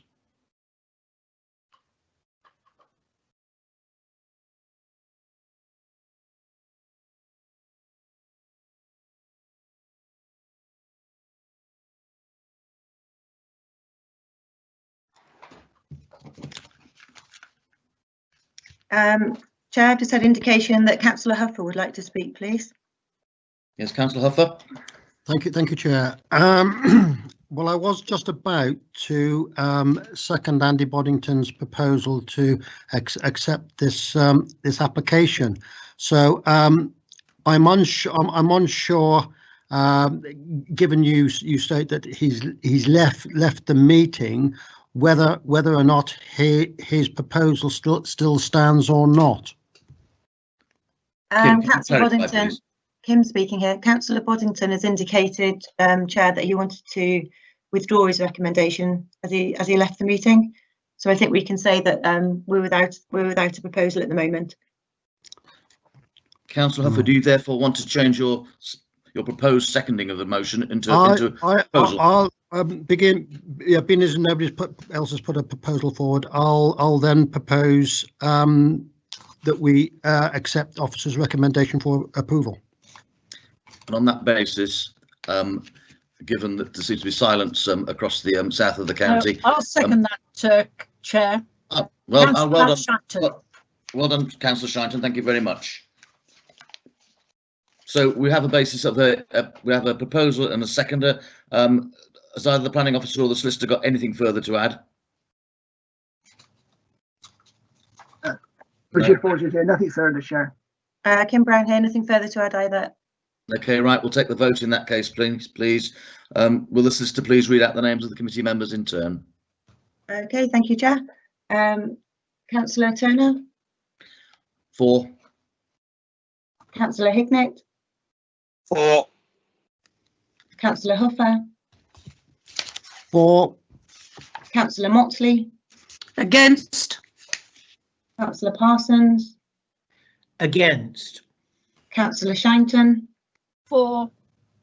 Councillor Tyndall. For. And Councillor Woodward. Against. Okay, Chair, so that's 5 members have voted for and 3 members against. So that's all the officer's recommendation. So that is carried. Thank you very much. Could I invite Chairman David Evans to return to the meeting, please? I'm back.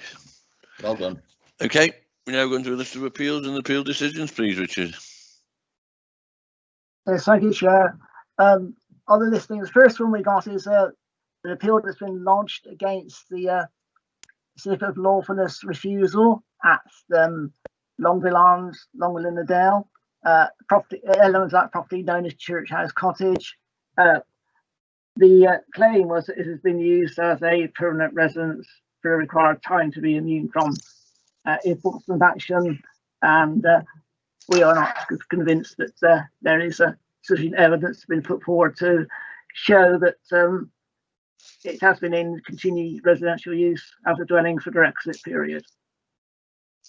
We then got appeals lodged in respect of the Boar's Head Hotel in Bishop's Castle. This is committee refusals in February this year, where the committee had concerns about overdevelopment of the site and loss of the local community's facility. And then finally, we have an appeal dismissed, which is at Corner Cottages, Orton, a scheme for 3 dwellings. The inspector considered the development was harmful to the character of the area. He did not see it as being in accordance with the community cluster guidelines of being single plots. And he also took the view that there was no evidence that there was any requirement to make an exception because it was argued as a self-built dwelling. And he dismissed the unilateral undertaking that was put forward by the applicants as being unnecessary. So, yeah, the appeal was dismissed. Thank you. Thank you. As always, I'd like to thank the officers for all the input today. I'd like to thank Kim for her input and work she's done today. And we've had quite a long agenda. Sorry it's dragged on for a while, but the next meeting will be held on August the 25th at 2 o'clock. And thank you very much for your attendance today, and wish you a good weekend. Thank you. Thank you, Chairman.